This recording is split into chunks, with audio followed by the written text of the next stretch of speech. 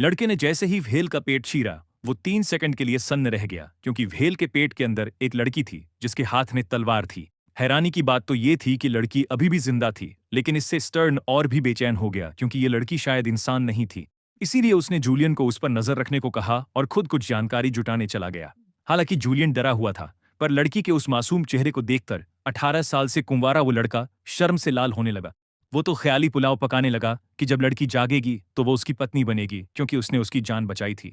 अभी वो 11 बच्चों और उनके वर्ल्ड कप जीतने के सपने देख ही रहा था कि तभी लड़की अचानक जाग गई। जूलियन हकलाते हुए उसे बताना चाहता था कि उसने उसे बचाया है, पर लड़की ने उसे बीच में ही टोक दिया। उसने उसका नाम पूछा और जूलियन का नाम जानने के बाद उसने बड़े सम्मान से उसे मास्टर कहा और उससे खुद को एक नाम देने को कहा। तभी जूलियन को एहसास हुआ कि शायद लड़की की याददाश्त चली गई है। उम्मीद भरी नजरों से देख रही उस लड़की के लिए जूलियन सोचने लगा कि क्या नाम सही रहेगा। तभी उसकी नजर बिस्तर के पास लटके ब्रेसलेट पर पड़ी, तो उसने उसका नाम कार्नेलियन रख दिया, क्योंकि उसकी आंखें उस रत्न जैसी थीं।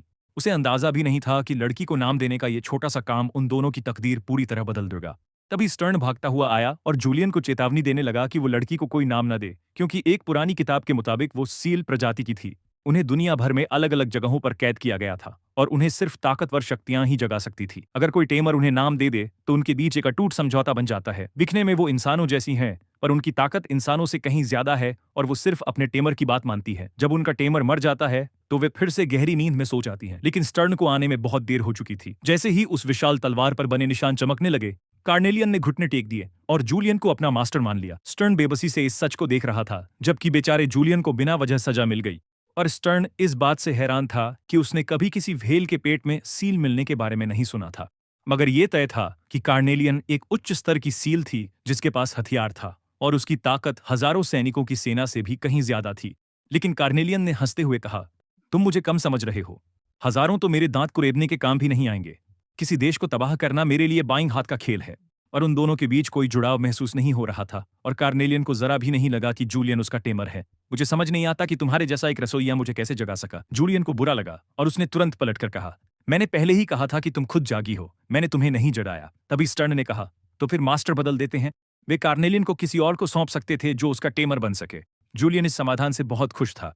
इस तरह वो अपनी इस मुसीबत से पीछा छुड़ा सकता था। पर कार्नेलियन ने हैरानी से पूछा, क्या इस छोटे से गांव में वाकई कोई योद्धा है? यहां तो नहीं, पर इस गांव का मालिक एक लॉर्ड है। तो स्टर्न ने लॉर्ड के बेवकूफ बेटे कैस ट्रम्प को बुलाया। कार्नेलियन को देखते ही वो उसकी खूबसूरती का कायल हो गया। उसे टकटकी लगाकर देखते हुए उसके मुंह से लार टपकने लगी। उसे ऊपर से नीचे तक देखने के बाद वो कार्नेलियन की खूबसूरती और कदकाठी से बहुत खुश हुआ। उसने लालच में अपना हाथ आगे बढ़ाया और उसे तुरंत एक नाम देना चाहा, पर कार्नेलियन ने उसे झटक दिया, क्योंकि उसका टेमर अभी भी जूलियन था और उसकी इजाजत के बिना कोई उसे छू नहीं सकता था।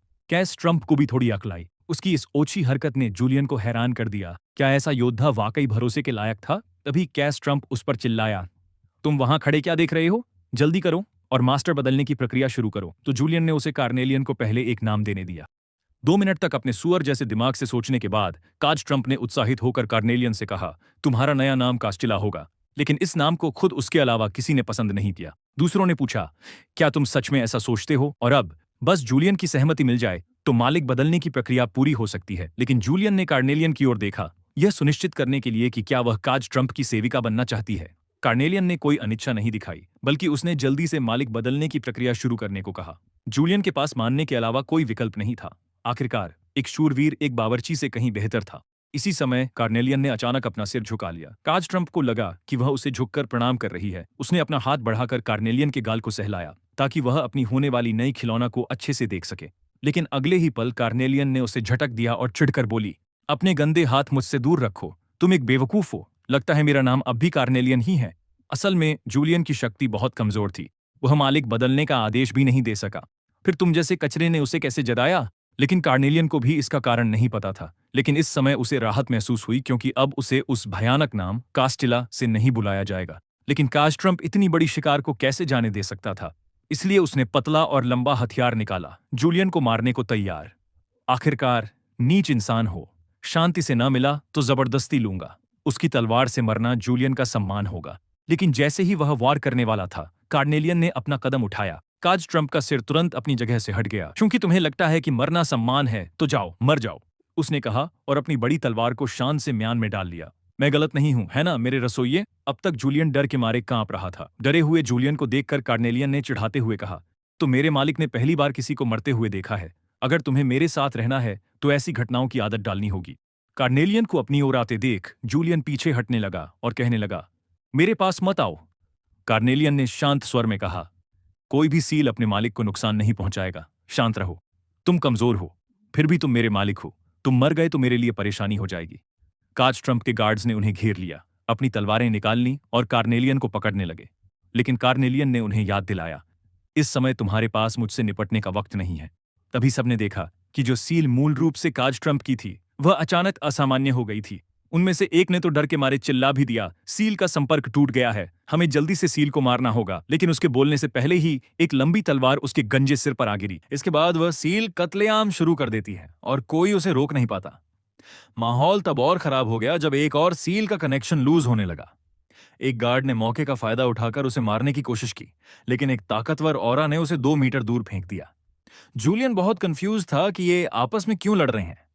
कार्नेलियन ने समझाया कि जब उनका मास्टर मर जाता है तो सील्स अपनी सोचने समझने की शक्ति खो देते हैं और आसपास के लोगों पर रैंडमली अटैक करने लगते हैं। इसे ही लूजिंग कनेक्शन कहते हैं। जूलियन को याद आया कि कार्नेलियन ने पहले कहा था कि अगर जूलियन मरा तो वह मुसीबत में पड़ जाएगी। इसका मतलब यही था कि वह भी अपना कनेक्शन खो देगी। जब जूलियन ने पूछा कि क्या इसे रोकने का कोई तरीका है तो कार्नेलियन ने बताया कि कुछ समय बाद सील्स का दिमाग नॉर्मल हो जाता है, लेकिन तब तक बहुत से लोग मारे जा चुके होंगे। देखते ही देखते दोनों सील्स ने सारे गार्ड्स को खत्म कर दिया। अब उनका अगला टारगेट बेचारा जूलियन था। जैसे ही एक तलवार जूलियन को लगने वाली थी, कार्नेलियन ने अपनी बड़ी तलवार से उस स्ट्राइक को आसानी से रोक दिया। वे दोनों डिस्कनेक्टेड सील्स उसे गुस्से से देखने लगे। कार्नेलियन ने कहा कि हालांकि वह अपनी ही जाति सील्स से लड़ना नहीं चाहती, लेकिन चूंकि वे उसके मास्टर को मारना चाहते हैं, इसलिए उसके पास उन्हें मारने के अलावा कोई रास्ता नहीं है। कार्नेलियन आगे कहती है कि तुम मेरे मास्टर को मारना चाहते हो और इसीलिए मेरे पास कोई चॉइस नहीं है तुम्हें मरने के अलावा। यह कहकर वह एक सील को जान से मार देती है। कार्नेलियन ने एक साधारण सोर्ड ड्रॉ तकनीक का इस्तेमाल किया और दूसरी सील को सीधे 2 हिस्सों में चीर दिया। जूलियन यह सब देखकर गहरे सदमे में था। उसने भले ही पहले करोड़ों वेल्स मारी होंगी, लेकिन ऐसा डर उसने पहले कभी महसूस नहीं किया था। गांव वाले हैरान थे कि यह औरत इतनी ऊंची छलांग कैसे लगा लेती है और एक ही वार में ताकतवर सील को कैसे ढेर कर दिया। तभी किसी ने चिल्लाकर बताया कि वह जूलियन की सील है। हर तरफ लाशें और खून देखकर जूलियन का सिर चकराने लगा और वह वॉमिट करने लगा। कार्नेलियन उसके पास आई और पूछा कि क्या वह ठीक है। जूलियन ने धीरे से सिर उठाया और कार्नेलियन का शुक्रिया अदा किया, लेकिन कार्नेलियन ने साफ किया कि वह गलतफहमी में न रहे। उसने जूलियन को इसलिए बचाया क्योंकि अगर मास्टर मर जाता तो कार्नेलियन जैसी हाई लेवल सील जब कनेक्शन खोती तो वह इससे भी कहीं ज्यादा भयानक तबाही मचाती। कार्नेलियन ने एक ठंडी आह भरी और कहा कि उसका मास्टर कितना यूजलेस और डरपोक है, जिसे यह तक नहीं पता कि सील को मास्टर बदलने की कमांड कैसे देते हैं। जूलियन बस उससे माफी मांगता रहा। 2-2.5 घंटे बाद गांव में थोड़ी शांति हुई। गांव वालों ने खुद ही सफाई शुरू कर दी और लाशों को पैक करके सेमेट्री की 1 स्टॉप सर्विस को फोन कर दिया। तभी स्टर्न वहां आया और उनके आगे के प्लान के बारे में पूछा। कार्नेलियन ने गुस्से में पूछा कि प्लान की क्या जरूरत है।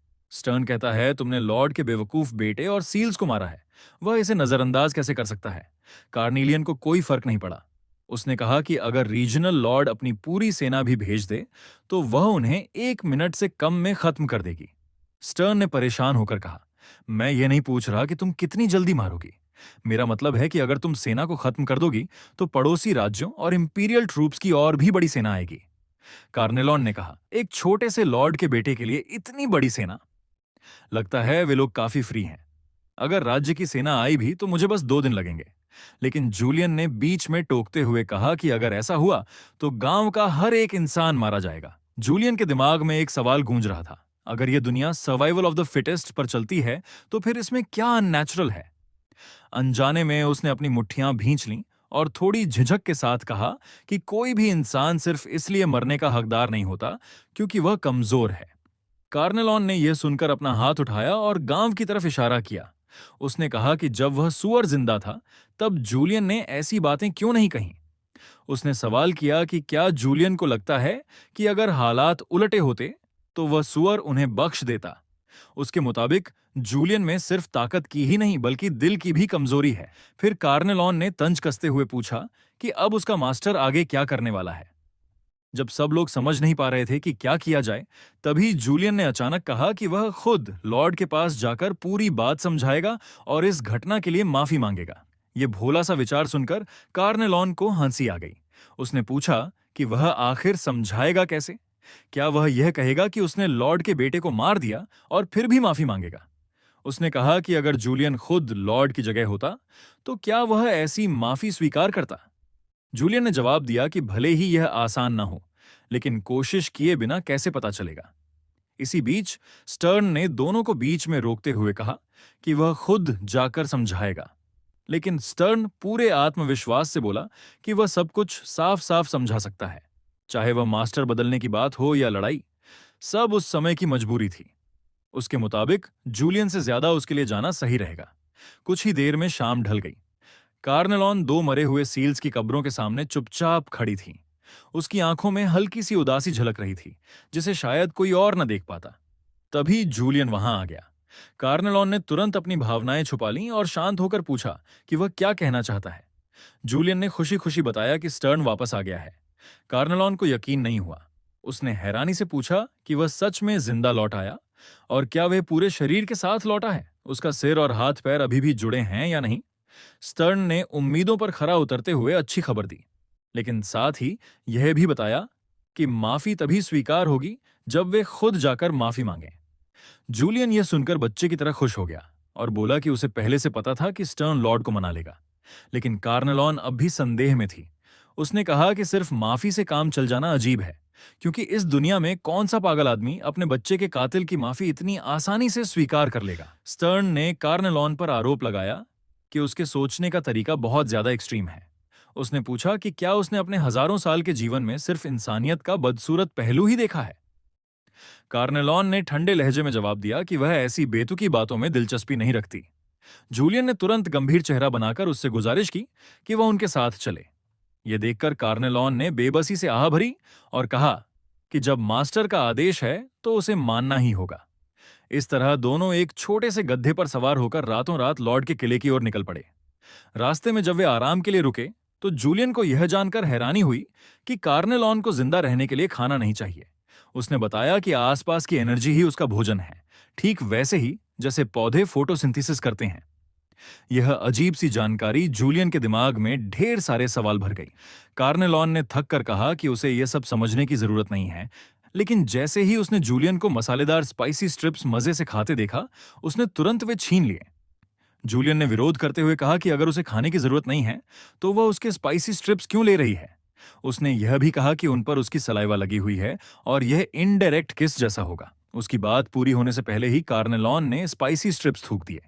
जूलियन ने अपने बैग से और स्पाइसी स्ट्रिप्स निकाले और बातचीत जारी रखते हुए उससे उसके पिछले मास्टर के बारे में पूछने लगा।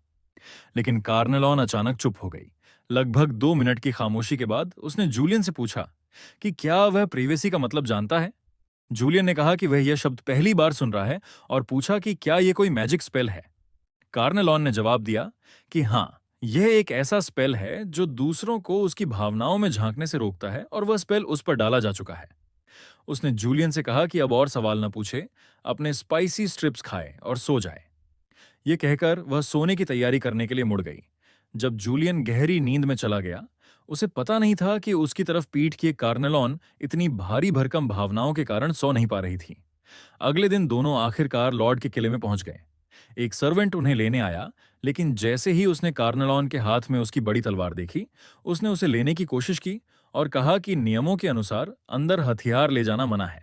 कार्नेलॉन ने उसे गुस्से से घूरते हुए कहा कि जिसने आखिरी बार उसकी तलवार को छुआ था वह अपने एंसेस्टर्स से मिल चुका है। उसने सर्वेंट से पूछा कि क्या वह वाकई इसे छूना चाहता है। डर के मारे सर्वेंट ने तुरंत अपना हाथ पीछे खींच लिया। जूलियन ने जल्दी से कार्नेलॉन को नियम मानने के लिए मनाने की कोशिश की, लेकिन उसने साफ मना कर दिया। कार्नेलॉन ने साफ शब्दों में कह दिया कि अगर वह अपनी तलवार अंदर नहीं ले जा सकती तो जूलियन अकेले ही जाकर माफी मांगे। उसे इतना दृढ़ देखकर सर्वेंट को आखिरकार समझौता करना पड़ा। वह तुरंत भागते हुए अंदर रिपोर्ट करने चला गया। करीब 2 मिनट बाद वह मुस्कुराते हुए लौटा और दोनों को बताया कि लॉर्ड ने तलवार अंदर लाने की अनुमति दे दी है। जब दोनों महल के अंदर पहुंचे तो आखिरकार उनकी मुलाकात उस लॉर्ड से हुई जो पहले से उनका इंतजार कर रहा था। उसके आसपास कई सर्वेंट्स खड़े थे। जूलियन ने शिष्टाचार से लॉर्ड को झुककर प्रणाम किया। लॉर्ड ने उदास और ठंडे चेहरे के साथ कहा कि उसे उनकी पूरी घटना के बारे में पता चल चुका है। यह सुनते ही जूलियन तुरंत घुटनों के बल बैठ गया और बोला कि वे उसके बेटे के लिए माफी मांगने आए हैं। लेकिन लॉर्ड ने कोई जवाब नहीं दिया। उसने बस हाथ हिलाकर जूलियन को पास आने का इशारा किया। जब जूलियन धीरे धीरे उसकी ओर बढ़ रहा था, कार्नेलॉन की नजर लगातार उस पर टिकी हुई थी। उसे यह देखकर हैरानी हो रही थी कि लॉर्ड इतनी आसानी से बात सुन रहा है, लेकिन जूलियन बहुत धीमे चल रहा था। अचानक लॉर्ड खड़ा हुआ और तेजी से उसकी ओर बढ़ा। अगले ही पल उसने जूलियन की गर्दन पकड़कर उसे हवा में उठा लिया। लॉर्ड ने ठंडे स्वर में कहा कि तो यही जूलियन है। इतना कहते ही उसने आदेश दिया। उसके पीछे खड़े सर्वेंट्स ने तुरंत कार्रवाई शुरू कर दी। उन्होंने कार्नेलॉन को घेर लिया और सीलिंग मैजिक डालना शुरू कर दिया। तभी पता चला कि वे सर्वेंट्स असल में भेष बदले हुए मैजिशियंस थे। वे मंत्र पढ़ने लगे। हवा में अचानक चेन्स प्रकट हुईं और कार्नेलॉन को कसकर जकड़ लिया। जैसे जैसे चेन्स टाइट होती गईं, कार्नेलॉन के चेहरे पर दर्द साफ दिखने लगा। इस समय जूलियन और कार्नेलॉन दोनों पूरी तरह लॉर्ड के नियंत्रण में थे। तभी लॉर्ड ने जूलियन को एक ऐसा सच बताया जिसने उसे अंदर से तोड़ दिया। लॉर्ड ने कहा कि स्टर्न ने पहले ही कहा था कि अगर गांव बच सकता है तो बाकी सब ठीक है, और जहां तक जूलियन की बात है, एक अनाथ होकर उसे गांव की परवरिश का कर्ज अपनी जान देकर चुकाना चाहिए। लॉर्ड ने तंज कसते हुए कहा कि इतने गरीब और दूर दराज इलाके में जन्म लेने के बावजूद स्टर्न काफी चालाक निकला। यह कहते हुए उसने जूलियन को जोर से जमीन पर फेंक दिया। जूलियन करीब 2 मीटर तक फिसलता गया और वहीं बेहोश हो गया। लॉर्ड ने उसे मूर्ख कहते हुए कहा कि उसने खुद चलकर यहां आने की हिम्मत कैसे की। अब लॉर्ड अपने प्लान को पूरा करने ही वाला था, पहले कार्नेलॉन को सील करना और फिर जूलियन की जान लेना। लेकिन तभी कार्नेलॉन का गुस्सा फूट पड़ा। उसने कहा कि उसे पहले से पता था कि यही होने वाला है। उसने ताना मारा कि एक देहाती लॉर्ड की सोच समझना कोई मुश्किल काम नहीं है।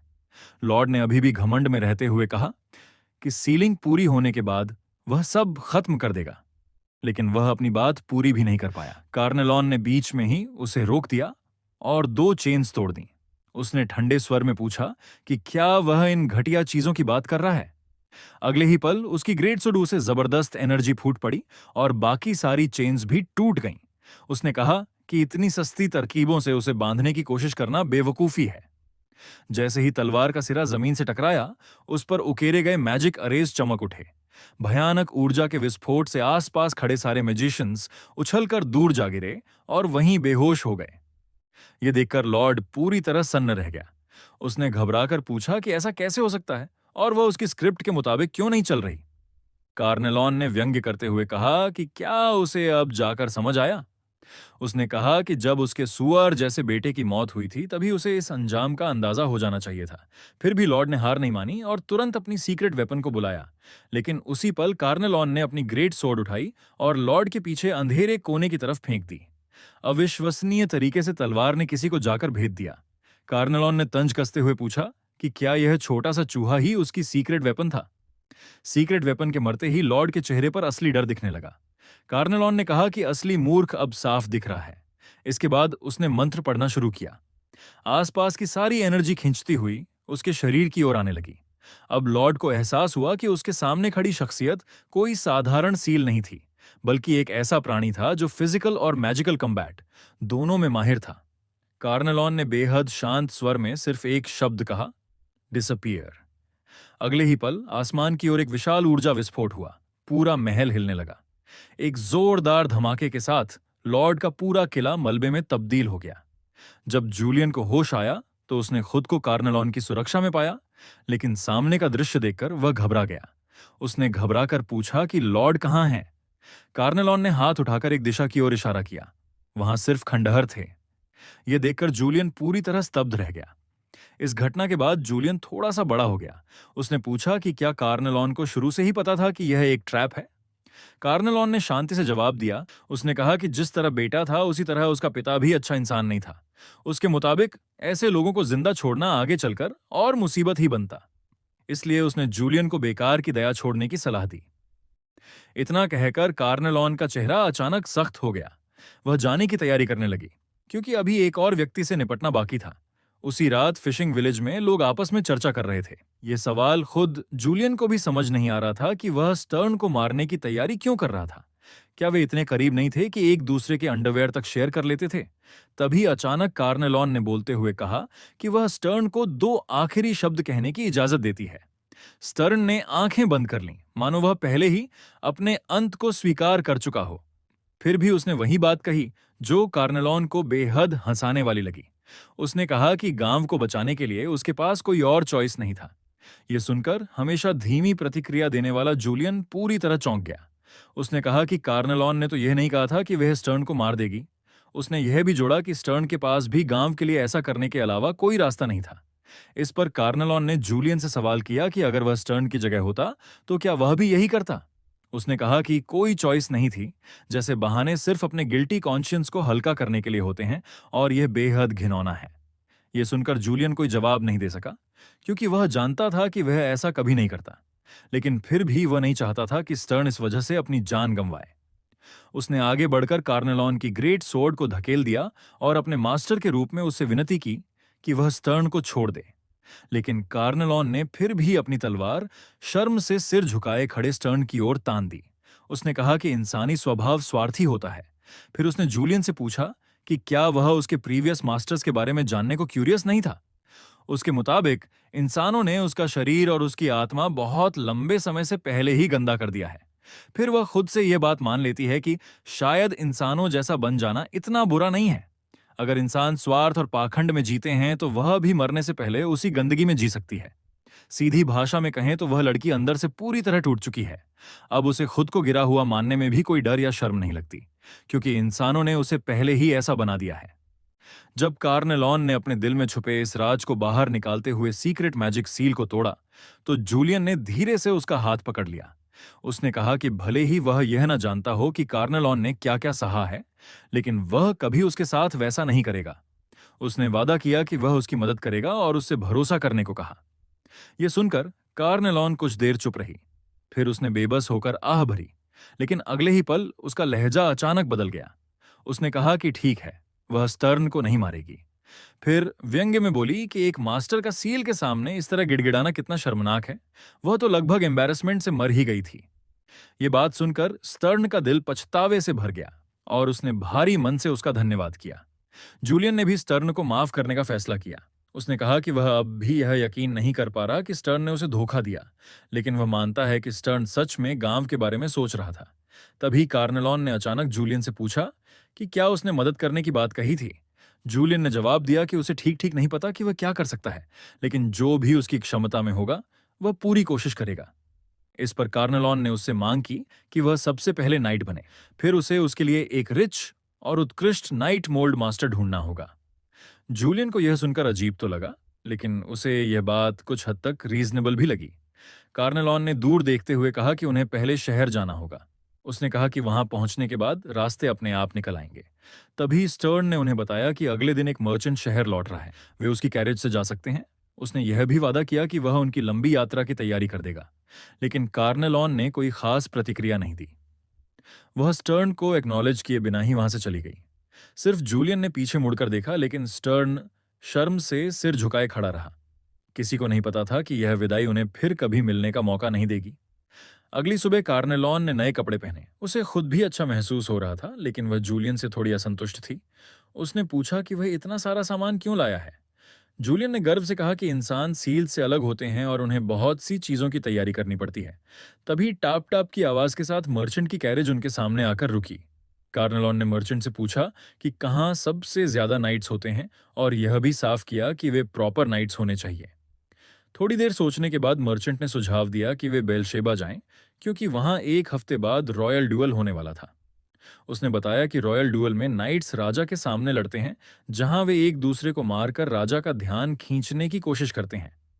ये शब्द मर्चेंट को खुद भी डरा गए, क्योंकि अगर नाइट्स ने यह सुन लिया होता तो बड़ी मुसीबत खड़ी हो जाती। लेकिन कार्नेलॉन को तथाकथित नाइट्स से कोई डर नहीं था। उसने तिरस्कार से कहा कि ज्यादा से ज्यादा क्या होगा, एक तलवार से सब खत्म कर देगी। मर्चेंट माहौल को हल्का करना चाहता था, इसलिए उसने सुझाव दिया कि वे शिप से जाएं। इस तरह वे ड्यूअल शुरू होने से पहले बेलशेबा पहुंच सकते थे। इस तरह कार्नेलॉन और जूलियन मर्चेंट के साथ स्लॉक की ओर बढ़ चले, लेकिन पूरे रास्ते जूलियन का चेहरा बुझा हुआ था। उसने कहा कि उसे उम्मीद नहीं थी कि वह अचानक उस गांव को छोड़ देगा जहां वह पैदा हुआ और बड़ा हुआ था। यह सुनकर कार्नेलॉन भी सोच में पड़ गई। फिर उसने कहा कि जुदाइयां हमेशा बिना बताए आ जाती हैं, लेकिन जूलियन के चेहरे पर फिर से सवालों के निशान आ गए। वह उसकी बात बिल्कुल नहीं समझ पाया। यह देखकर कार्नेलॉन थोड़ी ऑकवर्ड हो गई। उसे नहीं लगा था कि बातचीत करना इतना मुश्किल होगा। फिर उसने उसे सांत्वना देते हुए कहा कि वह इसे बस एक यात्रा समझे। कार्नेलॉन ने जूलियन को समझाते हुए कहा कि आखिरकार जब शहर में मास्टर बदलने का तरीका मिल जाएगा, तब वह फिर से उस छोटे से गांव में लौट सकता है। ये बात सुनकर जूलियन थोड़ा शांत हुआ।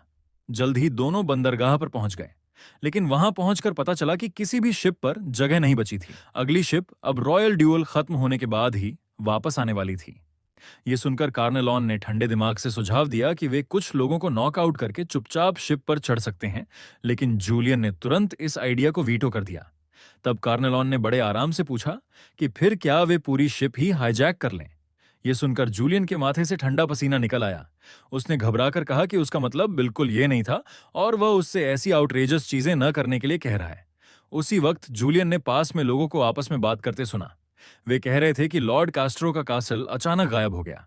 यह सुनते ही जूलियन ने धीरे से कार्नेलॉन से कहा कि उन्हें लो प्रोफाइल रखना चाहिए और चुपचाप यहां से निकल जाना बेहतर होगा। जब दोनों के पास कोई सोल्यूशन नहीं बचा, तभी एक आदमी उनकी ओर बढ़ा।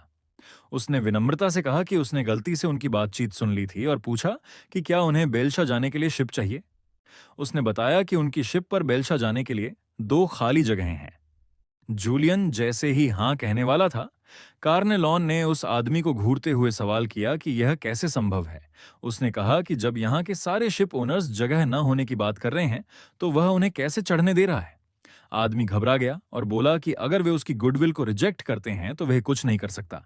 तभी जूलियन ने बीच में हस्तक्षेप किया और कहा कि उन्हें रॉयल ड्यूअल शुरू होने से पहले बेलशा पहुंचना है।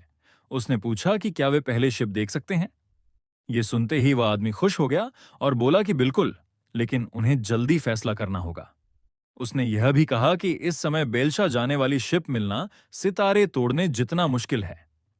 जूलियन के समझाने पर थकी और चिड़चिड़ी कार्नेलॉन को उसके साथ चलना पड़ा। उसे खुद नहीं समझ आ रहा था कि जूलियन को दयालु कहा जाए या ना समझ, लेकिन जिसे वह सिर्फ शक समझ रही थी वह जल्द ही सच साबित होने वाला था। वह आदमी असल में बर्नी था, जो एक स्मगलिंग शिप का सदस्य था। उसकी नजर में जूलियन और कार्नेलॉन अब शिकार बन चुके थे। इस समय कार्नेलॉन को उस स्मगलर शिप पर चढ़ने का बिल्कुल मन नहीं था, लेकिन बर्नी ने उन्हें बताया कि उनकी शिप पर पुरुष और महिलाओं को अलग अलग रहना पड़ता है। यह सुनकर दोनों ऑकवर्ड हो गए। जूलियन ने तुरंत सफाई दी कि उनका रिश्ता वैसा नहीं है जैसा बर्नी सोच रहा है, लेकिन बर्नी ने शरारती मुस्कान के साथ कार्नेलॉन की ओर देखते हुए कहा कि तो फिर उन्होंने अभी तक अपना रिश्ता डिफाइन नहीं किया। यह बात माहौल को और ज्यादा ऑकवर्ड बना गई। इसके बाद बर्नी ने उन्हें उनके उनके कमरों तक पहुंचाया।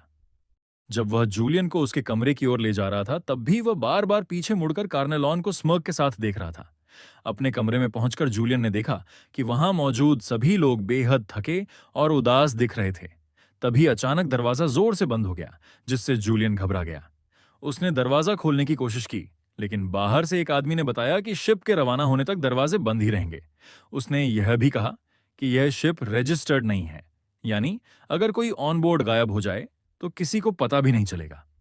यह सुनकर जूलियन को एहसास हुआ कि वह शायद लेजेंड बन चुके ह्यूमन ट्रैफिकिंग रिंग में फंस गया है। उसके दिमाग में सबसे पहले कार्नेलॉन का ख्याल आया। वह बेतहाशा दरवाजा तोड़ने की कोशिश करने लगा, लेकिन नाकाम रहा। तभी उसकी नजर पास में रखे एक बॉक्स पर पड़ी। उसने बॉक्स उठाकर दरवाजे का लॉक तोड़ा और तुरंत बाहर निकलकर कार्नेलॉन को ढूंढने लगा, लेकिन सारे कमरे छानने के बाद भी उसे वह कहीं नहीं मिली। तभी अचानक जहाज में जोरदार गड़गड़ाहट हुई। जूलियन को तुरंत लगा कि कुछ बहुत गलत हो गया है। वह दौड़ता हुआ डेक की ओर भागा और मन ही मन प्रार्थना करने लगा कि कार्नेलॉन शिप को न तोड़ दे, वरना वे बेलशा नहीं पहुंच पाएंगे। जैसे ही वह डेक पर पहुंचा, उसने देखा कि कार्नेलॉन खुशी खुशी उसकी ओर हाथ हिला रही थी। उसने मजाक में कहा कि उसे उम्मीद नहीं थी कि उसका मास्टर इतना साहसी निकलेगा कि दरवाजा तोड़कर भाग आएगा। उसने यह भी पूछा कि क्या वह उसे बचाने आया है। जूलियन ने तुरंत कहा कि वह उसे रोकने आया है। यह सुनकर कार्नेलॉन को चोट लगी। उसने पूछा कि क्या जूलियन को सच में लगता है कि वह शिप को डिस्ट्रॉय कर देगी। फिर उसने साफ किया कि उसे बस कुछ अजीब लगा था। जांच करने पर उसे लगा कि ये लोग ह्यूमन ट्रैफिकर्स हो सकते हैं, इसलिए उसने कार्रवाई कर दी। तभी बर्नी भीड़ से घिसटता हुआ बाहर आया और चिल्लाकर कहा कि वे लोग ह्यूमन ट्रैफिकर्स नहीं हैं। उसी समय कैबिन से वे लोग भी बाहर आ गए, जिन्हें छिपाकर लाया जा रहा था। लेकिन कार्नेलॉन को धन्यवाद देने के बजाय वे लोग उल्टा उन पर आरोप लगाने लगे। उन्होंने कहा कि वे कितने निर्दयी हैं और उन्होंने क्रू के साथ क्या कर दिया। यह अचानक हुआ आरोप कार्नेलॉन को समझ में नहीं आया। फिर सच सामने आया। असल में बर्नी और उसका क्रू इन लोगों को कॉन्ट्राबैंड की तरह दिखा रहे थे। वे उनसे बहुत कम फेयर लेते थे और चुपचाप उन्हें बेलशा ले जाते थे। ऐसा इसलिए क्योंकि एम्पायर ऑफ बेलशेबा में गरीब लोगों की स्क्रीनिंग बहुत सख्त थी। सच्चाई जानकर जूलियन और कार्नेलॉन दोनों को गिल्ट महसूस हुआ। लेकिन किस्मत अच्छी थी कि बर्नी ने बात को ज्यादा नहीं बढ़ाया। आखिरकार उसने खुद भी उन्हें पहले कुछ नहीं बताया था। हालांकि अब बर्नी उनकी पहचान को लेकर बेहद क्यूरियस हो गया था। कार्नेलॉन ने तुरंत अपनी पहचान बताते हुए कहा कि वह एक सील है और जूलियन एक अप्रेंटिस नाइट है। उसने खास तौर पर जोर देकर कहा कि जूलियन सिर्फ एक अप्रेंटिस नाइट है जो किसी जरूरी काम से बेल शेबा जा रहा है। उसने बर्नी की ओर देखकर कहा कि जैसा वह देख सकता है, यह नाइट थोड़ा बेवकूफ जरूर लगता है, लेकिन उसकी ताकत असली है। लेकिन तभी बर्नी ने बीच में टोकते हुए कहा कि क्या उन्हें नहीं पता कि रॉयल ड्यूअल के समय नाइट्स के लिए स्पेशल शिप्स तैयार की जाती हैं, जहां उन्हें फ्री प्राइवेट रूम्स और हर तरह का हाई एंड क्विजीन मिलता है। यह सुनकर कार्नेलॉन पूरी तरह चौंक गई। उसने कहा कि यह तो बहुत ही अच्छा डील है और अगर उसे पहले पता होता तो वह शुरू से ही जूलियन को प्रॉपर नाइट बनाकर ले आती। तभी बर्नी ने दोनों को याद दिलाया कि उनकी शिप पर ऐसी कोई सुविधा नहीं है और जो हंगामा उन्होंने मचाया है उसकी कीमत उन्हें चुकानी पड़ेगी। जूलियन ने जल्दी से समझाया कि उसने सारा पैसा पहले ही फेयर में खर्च कर दिया है। यह सुनकर बर्नी ने सिर तिरछा किया और मुस्कुराया। उसने कहा कि अगर उनके पास पैसे नहीं हैं तो वे कोई दूसरा तरीका आजमा सकते हैं। 2.5 घंटे बाद जूलियन पूरी गंभीरता से एक बड़े बर्तन में कुछ पका रहा था। वहीं कार्नेलॉन सर्विस वेट्रेस बन चुकी थी। क्रू के लोग मजे से वेल लेग्स खा रहे थे। कार्नेलॉन उन्हें धीरे खाने की सलाह देते हुए कह रही थी कि अगर वेल खत्म हो गई तो वह और पकड़ लाएगी। काफी देर बाद जाकर कार्नेलॉन को आराम करने का मौका मिला। क्रू मेंबर्स आपस में बात कर रहे थे कि उन्होंने बहुत समय बाद इतना स्वादिष्ट खाना खाया है। वे यह भी कह रहे थे कि एक अप्रेंटिस नाइट का इतना अच्छा कुक होना सच में कमाल की बात है। यह सुनते ही कार्नेलॉन गुस्से से भर गई। उसने कहा कि जूलियन बाकी चीजों के साथ साथ खाना नहीं बना सकता, बल्कि खाना बनाना ही एकमात्र चीज है जो वह कर सकता है। फिर उसने खुद को शांत किया और बर्नी से पूछा कि क्या इतना सब उनकी गलती की भरपाई के लिए काफी है। लेकिन बर्नी ने साफ मना कर दिया और कहा कि यह अभी भी काफी नहीं है। कार्नेलॉन गुस्सा होने ही वाली थी कि बर्नी ने खुशी खुशी कहा कि खाने पीने के बाद थोड़ा एंटरटेनमेंट भी जरूरी होता है। इसके बाद सब लोग कार्नेलॉन के साथ आर्म रेसलिंग करने लगे। हालांकि साफ था कि वे खुद मुसीबत मोल ले रहे थे। 2.5 दिन बाद शिप आखिरकार बेलशेबा पहुंच गई। बर्नी से विदा लेकर दोनों बस्लिंग मार्केट डिस्ट्रिक्ट में पहुंचे। जूलियन पहली बार किसी बड़े शहर में आया था, इसलिए वह हर चीज को बड़े हैरानी से देख रहा था। वह चारों तरफ नए नजारों में इतना खो गया कि यह कार्नेलॉन को चिढ़ाने लगा। उसने उसे फिर से याद दिलाया कि उसे नाइट की तरह बिहेव करना है। आखिरकार बर्नी ने कहा था कि यहाँ नाइट्स को फ्री में खाना पीना मिलता है, लेकिन जूलियन ने उसकी बात सुनी ही नहीं। अचानक उसने आगे की ओर इशारा करते हुए हैरानी से देखा। वहां एक बीस्ट मैन खड़ा था, कैसा प्राणी जिसे जूलियन ने पहले कभी नहीं देखा था। यह देखकर कार्नेलॉन नाराज हो गई। उसने कहा कि जब वह बात कर रही हो तो जूलियन को ध्यान से सुनना चाहिए। फिर उसने खुद को संभालते हुए धैर्य से उसे समझाया, क्योंकि यह जूलियन का पहली बार किसी ऑर्क को देखना था। उसने बताया कि ऑर्क्स दूसरी रेसेस में से एक हैं। वे शुरू में इतने शांत स्वभाव के नहीं थे, लेकिन इंसानों ने उन्हें पकड़कर ट्रेन कर दिया। और सिर्फ ऑर्क्स ही नहीं, इंसानों ने बहुत पहले फेरीज, केव जायंट्स और दूसरी रेसेस को भी पकड़कर स्लेव की तरह इस्तेमाल करना शुरू कर दिया था। यह सुनकर जूलियन अचानक रुक गया। उसे लगा कि इंसान बहुत ज्यादा क्रूल हो गए हैं। तभी अचानक पूरी सड़क कांपने लगी। आसपास के लोग घबरा गए और चिल्लाने लगे कि लॉर्ड कुद्रो आ रहा है। अगले ही पल एक विशाल एलिफेंट जूलियन की ओर बढ़ा। सब लोग डर के मारे घुटनों पर बैठ गए। सिर्फ जूलियन ही बेवकूफी में खड़ा रह गया। ये बात कुद्रो को बेहद नागवार गुजरी। उसकी नजर में जैसे तैसे लोग उसके सामने झुकने के लायक थे, इसलिए उसने एलिफेंट को आदेश दिया कि जूलियन को कुचल दिया जाए। लेकिन जोरदार धमाके के बावजूद एलिफेंट का पैर नीचे नहीं आया। वह एक ही हाथ से कार्नेलॉन द्वारा रोका गया था। एलिफेंट डर से कांप उठा, क्योंकि यह ताकत किसी इंसान की नहीं हो सकती थी। अगले ही पल कार्नेलॉन ने अपनी ग्रेट सोर्ड उठाई। ऊंची छलांग लगाई और एक ही वार में एलिफेंट को 2 टुकड़ों में काट दिया। मर्चेंट कुदरो डर के मारे जमीन पर गिर पड़ा। उसका चेहरा आतंक से भरा हुआ था। कार्नेलॉन ने अपने बिखरे हुए बाल ठीक किए और ठंडे स्वर में पूछा कि कौन सा नीच मर्चेंट एक नाइट का रास्ता रोकने की हिम्मत करता है। जूलियन उसे याद दिलाने ही वाला था कि वह नाइट नहीं है, लेकिन कार्नेलॉन ने उसे तुरंत चुप रहने का इशारा किया, क्योंकि सामने वाला भी एक नाइट था। मर्चेंट बुरी तरह कांप रहा था। उसे समझ नहीं आ रहा था कि कोई नाइट जानबूझकर उसका रास्ता क्यों रोकेगा। तभी एक ग्रेट सोर्ड उसकी ओर तान दी गई। कार्नेलॉन ने उसे मूर्ख मर्चेंट कहकर डांटा और पूछा कि किसने उसे उस घटिया मुंह से बोलने की इजाजत दी। जूलियन खुद को बेहद बेबस महसूस कर रहा था। उसे समझ नहीं आ रहा था कि हालात इस मोड़ तक कैसे पहुंच गए। वहीं दूसरी ओर कार्नेलॉन को यह सब बेहद मजेदार लग रहा था। फिर उसने ठंडे अंदाज में कहा कि किस्मत अच्छी है कि उसका नाइट उससे अलग है और काफी उदार दिल का है। उसने मर्चेंट से कहा कि वह दया की भीख मांगे। अगर वह घुटनों पर बैठ गया तो शायद उसका नाइट उसकी जान बख्श दे। लेकिन कुड्रो ने न तो माफी मांगी और न ही झुकने का इरादा दिखाया।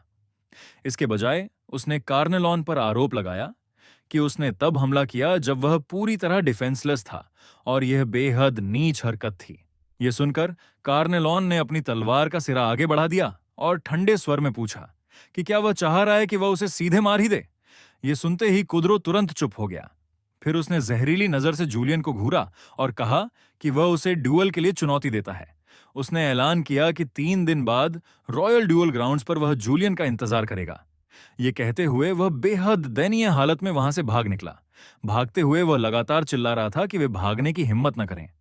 यह नजारा देखकर कार्नेलॉन जोर से हंस पड़ी। उसने कहा कि वह कितना बेवकूफ लग रहा था, लेकिन जूलियन पूरी तरह डर गया था। उसके दिमाग में यही चल रहा था कि अगर ड्यूअल हुआ तो उसका क्या होगा। कार्नेलॉन ने उसे शांत करते हुए बताया कि कुदरो जिस ड्यूअल की बात कर रहा है वह असल में सील्स के बीच की लड़ाई होती है, इंसानों की नहीं। यह कहकर उसने अपनी ग्रेट सोर्ड वापस रख ली। खुद को गंदगी में लिपटा दे कार्नेलॉन ने सोचा कि उन्हें पहले रहने की जगह ढूंढनी चाहिए और अच्छे से साफ सुथरा होना चाहिए। लेकिन यह बात सुनकर जूलियन घबरा गया, क्योंकि उसकी जेबें उतनी ही खाली थीं जितना उसका चेहरा। इस पर कार्नेलॉन ने तंज भरे लहजे में कहा कि उसके जैसे रूथलेस वॉन्डरिंग नाइट के रहते क्या उन्हें सच में पैसे खर्च करने की जरूरत है। इसके बाद वे शहर के इकलौते इन में पहुंचे। जैसे ही वे अंदर गए लोगों ने उन्हें पहचान लिया। हर तरफ फुसफुसाहट होने लगी कि कुदरो आज लगभग अपनी जान गंवा बैठा था। इनके स्टाफ ने बेहद सावधानी से उनका स्वागत किया और कहा कि वे उन्हें पूरी तरह आरामदायक सेवा देंगे। जूलियन कुछ कहने ही वाला था कि कार्नेलॉन ने उसे हल्का सा घूंसा मार दिया। वह अपने छोटे पैर की उंगली से भी समझ सकती थी कि वह फिर से यह कहने वाला है कि वह नाइट नहीं है। फिर उसने पूरे नाटकीय अंदाज में उसका साथ देते हुए कहा कि कितना भयानक है सर नाइट, क्या उसकी चोट फिर से खुल गई है। अगले ही पल उसने दांत पीसते हुए फुसफुसाया कि उसने उसे नाइट बनने का नाटक करने को कहा था और अगर उसने एक बार और मना किया तो अंजाम बुरा होगा। ये कहते हुए उसने मुस्कुराते हुए स्टाफ से चेक इन जल्दी करने को कहा और दूसरी तरफ जूलियन की गर्दन दबाकर उसे चुप रखा। इसके बाद दोनों अपने कमरे में पहुंचे। कमरे में आते ही जूलियन परेशान सा दिखा। उसने झिझकते हुए पूछा कि क्या एक ही कमरा शेयर करना इनकन्वीनियंट नहीं होगा। उसका शर्माया हुआ चेहरा देखकर कार्नेलॉन हंस पड़ी। उसने कहा कि उसे उम्मीद नहीं थी कि जूलियन के दिमाग में ऐसे डार्क थॉट्स होंगे। उसने याद दिलाया कि शिप पर भी वह ऐसा ही बर्ताव कर रहा था। उसने उसे मूर्ख बताते हुए कहा कि एक सील से अलग रहने की सोच ही गलत है। उसके मुताबिक एक नाइट के लिए सील उसकी सोर्ड और शील्ड जैसी होती है, जिसे हमेशा अपने पास रखना चाहिए। यह कहकर कार्नेलॉन किसी चीज को ढूंढने लगी। 2.5 घंटे बाद जूलियन उपकर एक सेब खा रहा था। तभी उसे एक सुस्त और आरामदेह आवाज सुनाई दी। उसने देखा कि कार्नेलॉन नहाकर बाहर आई थी और आराम से स्ट्रेच कर रही थी। जूलियन का चेहरा तुरंत लाल हो गया। जूलियन ने पूछा कि उसके कपड़े ऐसे क्यों लग रहे हैं। तभी पता चला कि अंदर के कपड़ों को कार्नेलॉन ने मॉडिफाई कर दिया था। उसने कहा कि वह पुराना स्टाइल उसे बिल्कुल सूट नहीं करता और वह काफी अनोखी सोच वाली है। फिर उसने जूलियन को छेड़ना शुरू कर दिया, जिससे वह डरकर तुरंत मुंह दूसरी ओर घुमा बैठा। लाल चेहरे के साथ उसने कहा कि वह बहुत फास्ट जा रही है और वह इस राइड से उतरना चाहता है। इस पर कार्नेलॉन ने मजाक उड़ाते हुए पूछा कि एक रूथलेस वॉन्डरिंग नाइट होकर वह किस बात से डर रहा है। लेकिन जैसे ही कार्नेलॉन आराम करने ही वाली थी, वह अचानक खड़ी हो गई। उसे किसी बेहद पावरफुल प्रेजेंस के पास आने का एहसास हुआ था। तभी दरवाजे के बाहर से आवाज आई, उस आवाज ने कहा कि सर नाइट अंदर हैं या नहीं, और रेस्ट डिस्टर्ब करने के लिए माफी मांगते हुए बताया कि नाइट लाई उनसे मिलना चाहता है। पता चला कि जब कार्नेलॉन बेलशेबा पहुंची थी, तो लाई सील ने उसकी मौजूदगी को महसूस कर लिया था। उसे ये प्रेजेंस काफी फेमिलियर लगी, और उसने अंदाजा लगाया कि जो कोई उसे अवेकन कर सका है, वह जरूर एम्पायर का सबसे पावरफुल नाइट होगा। इसी वजह से डीट्रिच ने रॉयल ड्यूअल से पहले खुद आकर उस नाइट को देखने का फैसला किया। कार्नेलॉन ने डीट्रिच नाम पहले सुना था। वह डब्ल्यूइन मोबिनोस फैमिली से था, जो एम्पायर की मशहूर नाइटली फैमिली मानी जाती थी। हालांकि उसे यह समझ नहीं आ रहा था कि वे अचानक क्यों आए, लेकिन उसे कोई किलिंग इंटेंट महसूस नहीं हुआ। फिर भी कार्नेलॉन ने सावधानी से अपनी ग्रेट डो उठा ली। उधर जूलियन ने जब सुना कि सामने वाले में कोई किलिंग इंटेंट नहीं है, तो उसने बिना सोचे समझे उन्हें अंदर आने का न्योता दे दिया। ये देखकर कार्नेलॉन चौंक गई, लेकिन तब तक उसे रोकना बहुत देर हो चुकी थी। किस्मत से अंदर आए दोनों लोग बेहद शालीन थे। उन्होंने साफ साफ बताया कि वे बस उस मशहूर नाइट से मिलने आए हैं। कार्नेलॉन की कोचिंग की बदौलत जूलियन ने थोड़ी झिझक के साथ स्वीकार किया कि वही वह नाइट है। हालांकि सच्चाई यह थी कि वह किसी भी एंगल से पावरफुल नाइट नहीं लग रहा था। यह बात कार्नेलॉन ने तुरंत नोटिस कर ली। आखिरकार जूलियन एक पूरा कंट्री बम्पकिन लग रहा था, जिसे नाइटली एटिकेट का बिल्कुल भी ज्ञान नहीं था। कार्नेलॉन ने पूरी शांति से कहा कि उसका मास्टर किसी भी देश से नहीं जुड़ा है, वह सिर्फ एक फ्री नाइट इन ट्रेनिंग है, इसलिए वह अपने फैमिली नेम को जाहिर करने में बहुत सतर्क रहता है। जूलियन ने तुरंत बात संभालते हुए दोनों को बैठने के लिए इनवाइट किया और आराम से बात करने को कहा। लेकिन जूलियन की यह जल्दीबाजी लाई के शक को और गहरा कर गई। अब उसे पूरा यकीन हो गया था कि ये दोनों कुछ न कुछ छिपा रहे हैं। लाई की नजर कार्नेलॉन की तलवार पर पड़ी। वह तलवार न सिर्फ भारी और भद्दी लग रही थी, बल्कि उसमें धार भी नहीं थी। आम तौर पर लोग सोचते कि ऐसी तलवार में कोई किलिंग पावर नहीं हो सकती, लेकिन वही तलवार सुअरों को मार सकती थी, और एक ही वार में हाथी को भी 2 हिस्सों में काट चुकी थी। ये बात जूलियन को भी बहुत क्यूरियस कर गई। उसने सोचा कि क्या तलवार की किलिंग पावर स्टैंस और फुटवर्क से तय होती है। इस पर कार्नेलॉन ने गंभीर स्वर में कहा कि असली धार तलवार में नहीं, उसे पकड़ने वाले के दिल में होती है। उसने कहा कि सबसे तेज ट्रेजर सोर्ड भी अगर उसे चलाने वाले का दिल कमजोर हो, तो वह पत्ते तक नहीं काट सकती। और उसके लिए सबसे जरूरी बात यही है कि उसकी तलवार में धार नहीं है। ऐसे में वह उसे गले लगाकर सो सकती है। गर्मियों में यह बहुत कूल भी रहती है। उस तलवार का नाम भी बेहद कूल था, मैड सोर्ड मिस्टल। कार्नेलॉन महसूस कर सकती थी कि लाई को यह नाम काफी पसंद आया है। तभी लाई और उसकी सील आगे बढ़े और दोनों को फॉर्मल तरीके से ग्रीट किया। उन्होंने ड्यूअल के दौरान सावधान रहने की सलाह दी। कार्नेलॉन ने हंसते हुए जवाब दिया कि सावधान रहने जैसा कुछ नहीं है। उसके लिए यह छोटा सा मुकाबला वार्म अप भी नहीं माना जा सकता। असल में पिछली रात की गैदरिंग में वे सब साथ बैठकर पी चुके थे और उसी दौरान दोस्त बन गए थे। नशे में धुत कार्नेलॉन लगभग जूलियन के फेक नाइट होने का राज खोल ही देती, लेकिन किसी तरह बात संभल गई। जब मुकाबला शुरू हुआ, कार्नेलॉन ड्यूलिंग ग्राउंड्स में उतर गई, जबकि जूलियन और कुद्रो व्यूइंग स्टैंड्स में बैठे रहे। कुद्रो की सील का नाम था गशाक। वह एक मोटा सा आदमी था जिसके शरीर से भयानक बदबू आ रही थी। वह बदबू कार्नेलॉन को इतनी असहनीय लगी कि उसके चेहरे पर साफ नफरत झलक गई। यही एक्सप्रेशन गशाक को गुस्सा दिलाने के लिए काफी था। उसने पहला हमला करते हुए अपनी कुल्हाड़ी को पूरी ताकत से कार्नेलॉन की तरफ पटक दिया। धूल का गुबार उठा, लेकिन जब धूल बैठी तो कार्नेलॉन वहां थी ही नहीं। वह सीधे गशाक के पीछे खड़ी थी। उसने तंज कसते हुए कहा कि क्या वह अपने मास्टर की नकल कर रहा है। उसकी चालें बेहद धीमी हैं। गशाक ने गुस्से में पीछे की तरफ कुल्हाड़ी घुमाई, लेकिन फिर भी वार खाली गया। कार्नेलॉन उछलकर हवा में गई, 2.5 समरसॉल्ट लगाए और बेहद आसानी से जमीन पर उतर आई। लेकिन ऑडियंस को यह पसंद नहीं आया। वे चिल्लाने लगे कि भागती ही मत रहो, सीधे लड़ो।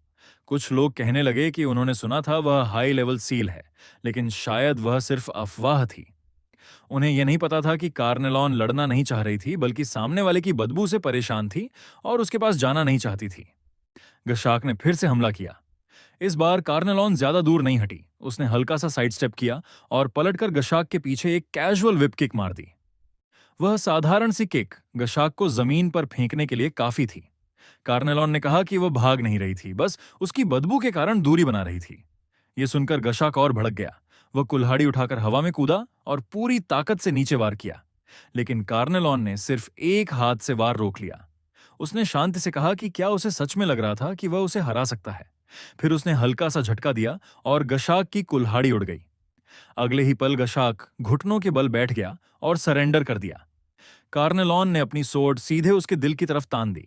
उसने कहा कि वह सिर्फ इसलिए दुख झेल रहा है क्योंकि उसने गलत मास्टर को फॉलो किया। यह सुनते ही गशाक कांपने लगा। उसे लगा कि अब वह मरने वाला है, लेकिन कार्नेलॉन ने एरो वापस रख ली। उसने कहा कि ऐसे खत्म करना बहुत बोरिंग होगा, उन्हें एक शानदार एंडिंग चाहिए। अगले ही पल कार्नेलॉन ने मैजिक चांट करना शुरू कर दिया। एक विशाल एनर्जी ब्लास्ट सीधे आसमान की तरफ गया। पूरा स्टेडियम रोमांच से भर गया। लोग हैरान थे कि वह हाई लेवल मैजिक भी इस्तेमाल कर सकती है, लेकिन चांट खत्म होते ही आसमान से अनगिनत फायरबॉल्स गिरने लगे। कार्नेलॉन खुद चौंक गई।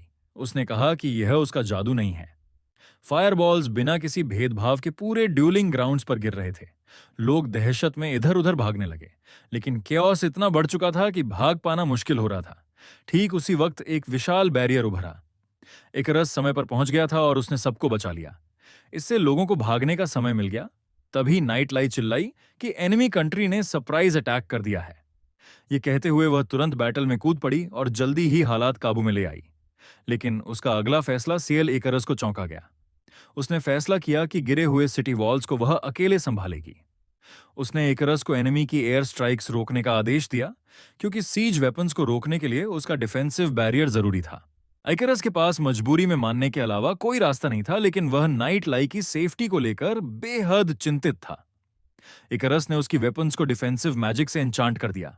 अपने हाथ में एन्चांटेड हथियार को देखते हुए लाई ने इकरस को आदेश दिया, अगर मैं मर जाऊं तो किसी और मास्टर को ढूंढ लेना। वॉर में क्या हो जाए कोई नहीं जानता, और जब कोई व्यक्ति अनस्टेबल स्टेट में होता है तो उसे रोक पाना नामुमकिन हो जाता है। इकरस ने अनिच्छा से अपनी आंखें बंद की, सिर झुकाकर सम्मान प्रकट किया और फिर तेजी से अपने बैटलफील्ड की ओर निकल पड़ा। नाइट लाई ने सामने फैले बैटलफील्ड को देखा। उसकी आंखों में कोई हिचक नहीं थी, केवल डिटर्मिनेशन थी। बिना देर किए वह सपोर्ट देने के लिए आगे बढ़ गई। इसी दौरान कर्नेलॉन बिल्कुल आराम से स्नैक्स खा रही थी। तभी जूलियन ने अचानक पूछा कि लेडी लाई ने उनकी हेल्प लेने से मना क्यों कर दिया। बात यह थी कि ड्यूलिंग ग्राउंड्स पर कर्नेलॉन ने पहले ही उन एनिमी फोर्सेस को आसानी से निपटा दिया था जो बीच में चार्ज करके आ गए थे। उसे इस बात से बहुत गुस्सा आया था कि उन्होंने उसका ड्यूल खराब कर दिया। इसी वजह से उसने नाइट लाई से पूछा था कि क्या उसे हेल्प चाहिए, लेकिन सबको हैरानी हुई जब लाई ने हेल्प लेने से साफ मना कर दिया। लाई ने बताया था कि वह लिस्बेल की नाइट है और अपनी सिचुएशन खुद संभाल सकती है। उसने सबको पहले इन में रिट्रीट करने को कहा था, क्योंकि इनर सिटी अभी के लिए सेफ थी। इस पर कार्नेलॉन ने समझाते हुए कहा था कि नाइट्स वे लोग होते हैं जो जिस चीज की प्रोटेक्शन करते हैं उसके लिए अपनी लाइफ तक दांव पर लगा देते हैं। लेकिन वह यह भी कह चुकी थी कि जूलियन एक फ्री नाइट है। फ्री नाइट वे होते हैं जो अपनी प्रिंसिपल्स किसी कंट्री पर अप्लाई नहीं करते। कार्नेलॉन ने आगे कहा था कि यह या तो नैरो माइंडेड हार्ट हो सकता है या फिर नाइटहुड का एक अलग वे। किसी फ्री नाइट से अपने कंट्री की हेल्प करने को कहना ऐसा है जैसे उससे यह कहना कि वह थोड़ी देर के लिए अपनी प्रिंसिपल्स को साइड में रख दे। इसके बाद कार्नेलॉन का टोन बदल गया था। उसने कहा था कि बिना स्ट्रेंथ के इन्वॉल्व होना हेल्प नहीं, बल्कि सिर्फ इंटरफेरेंस होती है। यह सुनकर जूलियन फ्रस्ट्रेशन में अपना सिर झुका सका। उसे देखकर कार्नेलॉन मुस्कुराई और बोली कि उसके पास एक सुपर स्ट्रॉन्ग सील है जो उसकी एबिलिटीज से बिल्कुल मैच नहीं करता। यह सुनते ही जूलियन डिसबिलीफ में वाइड आइड हो गया। कर्नेलॉन ने मुस्कुराते हुए उसकी बात कंफर्म कर दी। इसी समय बैटलफील्ड पर नाइट लाई के ज्वाइन करते ही सिचुएशन जल्दी कंट्रोल में आ गई, लेकिन थोड़ी दूरी पर एक फिगर लाई को चुपचाप देख रहा था। उसके मन में था कि लाई बिल्कुल नहीं बदली, पहले भी फ्रैजाइल दिखती थी और अब भी, लेकिन अंदर से इनक्रेडिबली स्ट्रांग थी। उस फिगर ने अपनी सोर्ड निकाली और लाई पर चार्ज कर दिया। लाई की सिक्स्थ सेंस ने तुरंत डेंजर महसूस किया। उसने पलटकर अपनी सोर्ड से अटैक रोकने की कोशिश की। वह व्यक्ति मुस्कुराया और बोला कि बहुत समय बाद मुलाकात हो रही है। लाई ने दोनों हाथों से सोर्ड पकड़ी, पूरी ताकत से ब्लॉक किया और गुस्से में बताया कि वह जैरेड है। उसने यह भी कहा कि उसकी सोर्ड पॉइजन से कवर्ड है। फिर भी लाई ने डॉज नहीं किया। उसने सोर्ड की जगह अपने आर्म से अटैक रोका, क्योंकि उस समय केवल वही जैरेड को रोक सकती थी। अगर फाइट लंबी होती तो सिचुएशन और खराब हो जाती। इसीलिए लाई ने ब्लॉक करने के बजाय अपनी सोर्ड जोर से जैरेड के किडनी में थ्रस्ट कर दी। यह अटैक पूरी तरह सक्सेसफुल नहीं हुआ और केवल सुपरफिशियल डैमेज हुआ। फिर भी जैरेड शॉक्ड था। उसे उम्मीद नहीं थी कि लाई उसे मारने के लिए खुद को सैक्रिफाइस कर देगी। इस बीच पॉइजन तेजी से फैलने लगा। लाई का बॉडी हिल नहीं पा रहा था। जैरेड ने मौका देखकर फेटल ब्लो देने की तैयारी की। लेकिन जैसे ही वह आगे बढ़ा, उसके सील ने डर के साथ उसे अप्रोचिंग डेंजर के बारे में वार्न किया। अगले ही पल कुछ भारी चीज जोर से जैरेड के सामने आकर गिरी। जब डस्ट साफ हुई तो दो फिगर्स दिखाई दी। कार्नेलॉन अपनी ग्रेट सोर्ड पकड़े खड़ी थी और कह रही थी कि क्या दो ग्रोन अप्स मिलकर एक ही व्यक्ति पर हमला करना कुछ ज्यादा नहीं हो गया। कार्नेलॉन को देखकर लाई बहुत सरप्राइज थी। उसे उम्मीद नहीं थी कि वॉन्डरिंग नाइट जूलियन हेल्प करने आएगा। कार्नेलॉन ने स्वॉर्ड उठाते हुए कहा कि अब वह इस बैटल को एंड करेगी। कार्नेलॉन को देखते ही करीना शॉक्ड रह गई, क्योंकि उसके सामने वही एनिमी खड़ा था जिसने उसके प्रीवियस मास्टर को मारा था। गुस्से में करीना चिल्लाई कि वह उसे मार देगी और अपनी फिस्ट से अटैक कर दिया। लेकिन कार्नेलॉन ने अपनी ग्रेट सोर्ड से उसे आसानी से ब्लॉक कर लिया और कहा कि यह ग्रीटिंग थोड़ी ज्यादा रफ नहीं है क्या। जब कार्नेलॉन ने करीना को ध्यान से देखा तो उसे कुछ जाना पहचाना लगा। उसने करीना को पीछे धकेलते हुए पूछा कि क्या उसे याद है कि उसने पहले क्या किया था। जैसे ही करीना फिर से अटैक करने वाली थी, जैरेड ने उसे रोक दिया। कार्नेलॉन के आ जाने से उसकी प्लान्स पूरी तरह डिसरप्ट हो चुकी थीं और अब उनकी साइड टैक्टिकल डिसएडवांटेज में थी। इसलिए जैरेड ने तुरंत बैटल अबैंडन करने का फैसला किया। लेकिन करीना रिवेंज छोड़ना नहीं चाहती थी। इस पर जैरेड ने सख्ती से पूछा कि क्या वह उसके ऑर्डर्स डिसोबे करना चाहती है और क्या वह एक सील के रूप में मरना चाहती है। मजबूर होकर करीना को जैरेड का कमांड मानना पड़ा। जाते हुए उसने कार्नेलॉन को नफरत भरी नजर से देखा और कहा कि वह जल्दी उसे ढूंढने आएगी। कार्नेलॉन ने बेपरवाही से जवाब दिया कि वह तब तक तैयार होकर इंतजार करेगी। जैरेड अपने लोगों के साथ चला गया और इसी के साथ यह बैटल समाप्त हो गई। जब जैरेड वापस हेमन के मिलिट्री कैंप पहुंचा तो कमांडर ओनील ने गुस्से में उससे पूछा कि उसने अपना प्रॉमिस क्यों नहीं निभाया। ओनील ने कहा कि उनकी साइड एनिमी की डिफेंसेस तोड़ने ही वाली थी। इस पर जैरेड ने ठंडे लहजे में जवाब दिया कि प्रॉमिस तो ओनील ने खुद तोड़ा था। उसने बताया कि लाई और इकरस के अलावा वहां एक और सील मौजूद था और वह हाईएस्ट लेवल सील था। यह सुनकर ओनील पूरी तरह शॉक्ड रह गया। उसने डिसबिलीफ में पूछा कि क्या इसका मतलब यह है कि लाइजनबेल के पास लाई जितना पावरफुल एक और नाइट मौजूद है।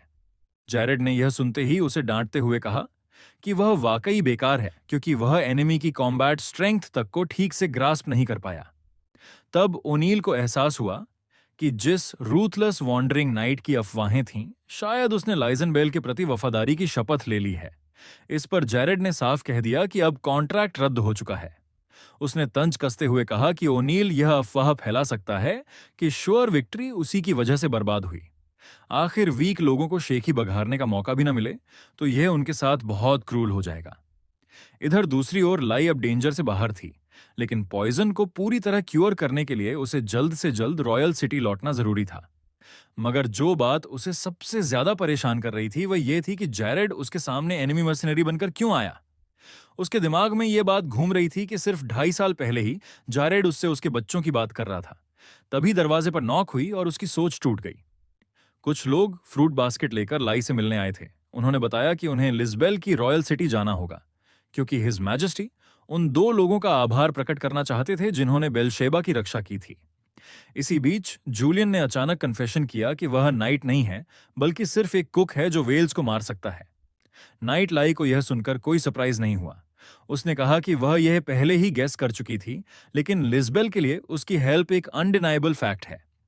कार्नेलॉन ने भी साइड से सलाह दी कि उसे प्रेज एक्सेप्ट करनी चाहिए, क्योंकि उसे जरूर एक बड़ा रिवॉर्ड मिलेगा। इसके बाद कार्नेलॉन ने लाई से पूछा कि ऐसा लग रहा है कि वह और जैरेड एक दूसरे को पहले से जानते हैं। उन्होंने डेथ मैच जैसा फाइट किया, लेकिन ऐसा नहीं लगा कि वे सच में एक दूसरे को मारना चाहते थे। लाई को गहरी सोच में डूबा देख कार्नेलॉन ने जल्दी से कहा कि अगर वह अनकंफर्टेबल है तो इस बारे में बात करना जरूरी नहीं है। फिर पता चला कि लाई और जैरेड का मास्टर अलग अलग थे, लेकिन वह दोनों एंगेज्ड रह चुके थे। इसी दौरान जूलियन यह सोच रहा था कि वे एनिमीज कैसे बन गए। तभी कार्नेलॉन ने अचानक एक डेंजरस प्रेजेंस महसूस की। इकरस तुरंत लाई की प्रोटेक्शन के लिए आगे बढ़ गया। अगले ही पल विंडो टूटने लगी। कार्नेलॉन ने तुरंत जूलियन को पकड़कर डॉज किया, जबकि इकरस ने तेजी से एक प्रोटेक्टिव शील्ड डिप्लॉय कर दिया। तभी जैरेड अपने सील के साथ सामने प्रकट हुआ। उसने कहा कि वह हिसाब चुकता करने आया है और लाई से स्वॉर्ड उठाने को कहा। जैसे ही कार्नेलॉन मदद के लिए आगे बढ़ने वाली थी, एक फिस्ट अचानक उसकी ओर आया। वह मुश्किल से डॉज कर पाई, फिर भी उसका फेस इंजर्ड हो गया। करीना बिना रुके अटैक करती रही और कार्नेलॉन को कमरे से बाहर धकेल दिया। कुछ पल के लिए कार्नेलॉन पूरी तरह ओवरवेल्म्ड हो गई। करीना को सामने देख वो गुस्से में पूछ बैठी कि क्या वह सच में सीरियस है। उधर जैरेड ने अपनी सोर्ड उठाते हुए कहा कि इंटरफीरिंग लोग अब हट चुके हैं और पूछा कि क्या यह पपेट सील उसे रोक पाएगा। तभी लाई ने इकरस को जूलियन की प्रोटेक्शन का ऑर्डर दिया। उसने तय कर लिया था कि जैरेड के साथ यह बैटल वह खुद एंड करेगी। यह अरेंजमेंट जैरेड के लिए भी सरप्राइजिंग था। जैरेड को यह उम्मीद नहीं थी कि इंजर्ड होने के बावजूद लाई इतनी कंपोज्ड रहेगी, लेकिन वह औरतों पर मर्सी दिखाने वालों में से नहीं था। अनरिजॉल्व्ड पॉइजन की हालत में लाई का उससे मैच करना नामुमकिन था। जैरेड ने ताना मारते हुए कहा कि नाइट लाई आज यहीं मरेगी। फिर भी वह फाइनल ब्लो देने में हिचक रहा था। आती हुई लाई को देखकर उसने उसका मजाक उड़ाया और कहा कि अब वह कितनी हेल्पलेस दिख रही है और ब्लू रैप्टर टाइटल का यह कितना वेस्ट है। यह कहते हुए उसने फिर से अटैक किया और लाई के हाथ से वेपन गिर गया। लाई अब फाइट करने की हालत में नहीं थी और घुटनों पर गिर गई। अगले ही पल जैरेड की सोर्ड उसकी ओर तनी हुई थी। अब सच में ऐसा लग रहा था कि लाई खत्म हो चुकी है।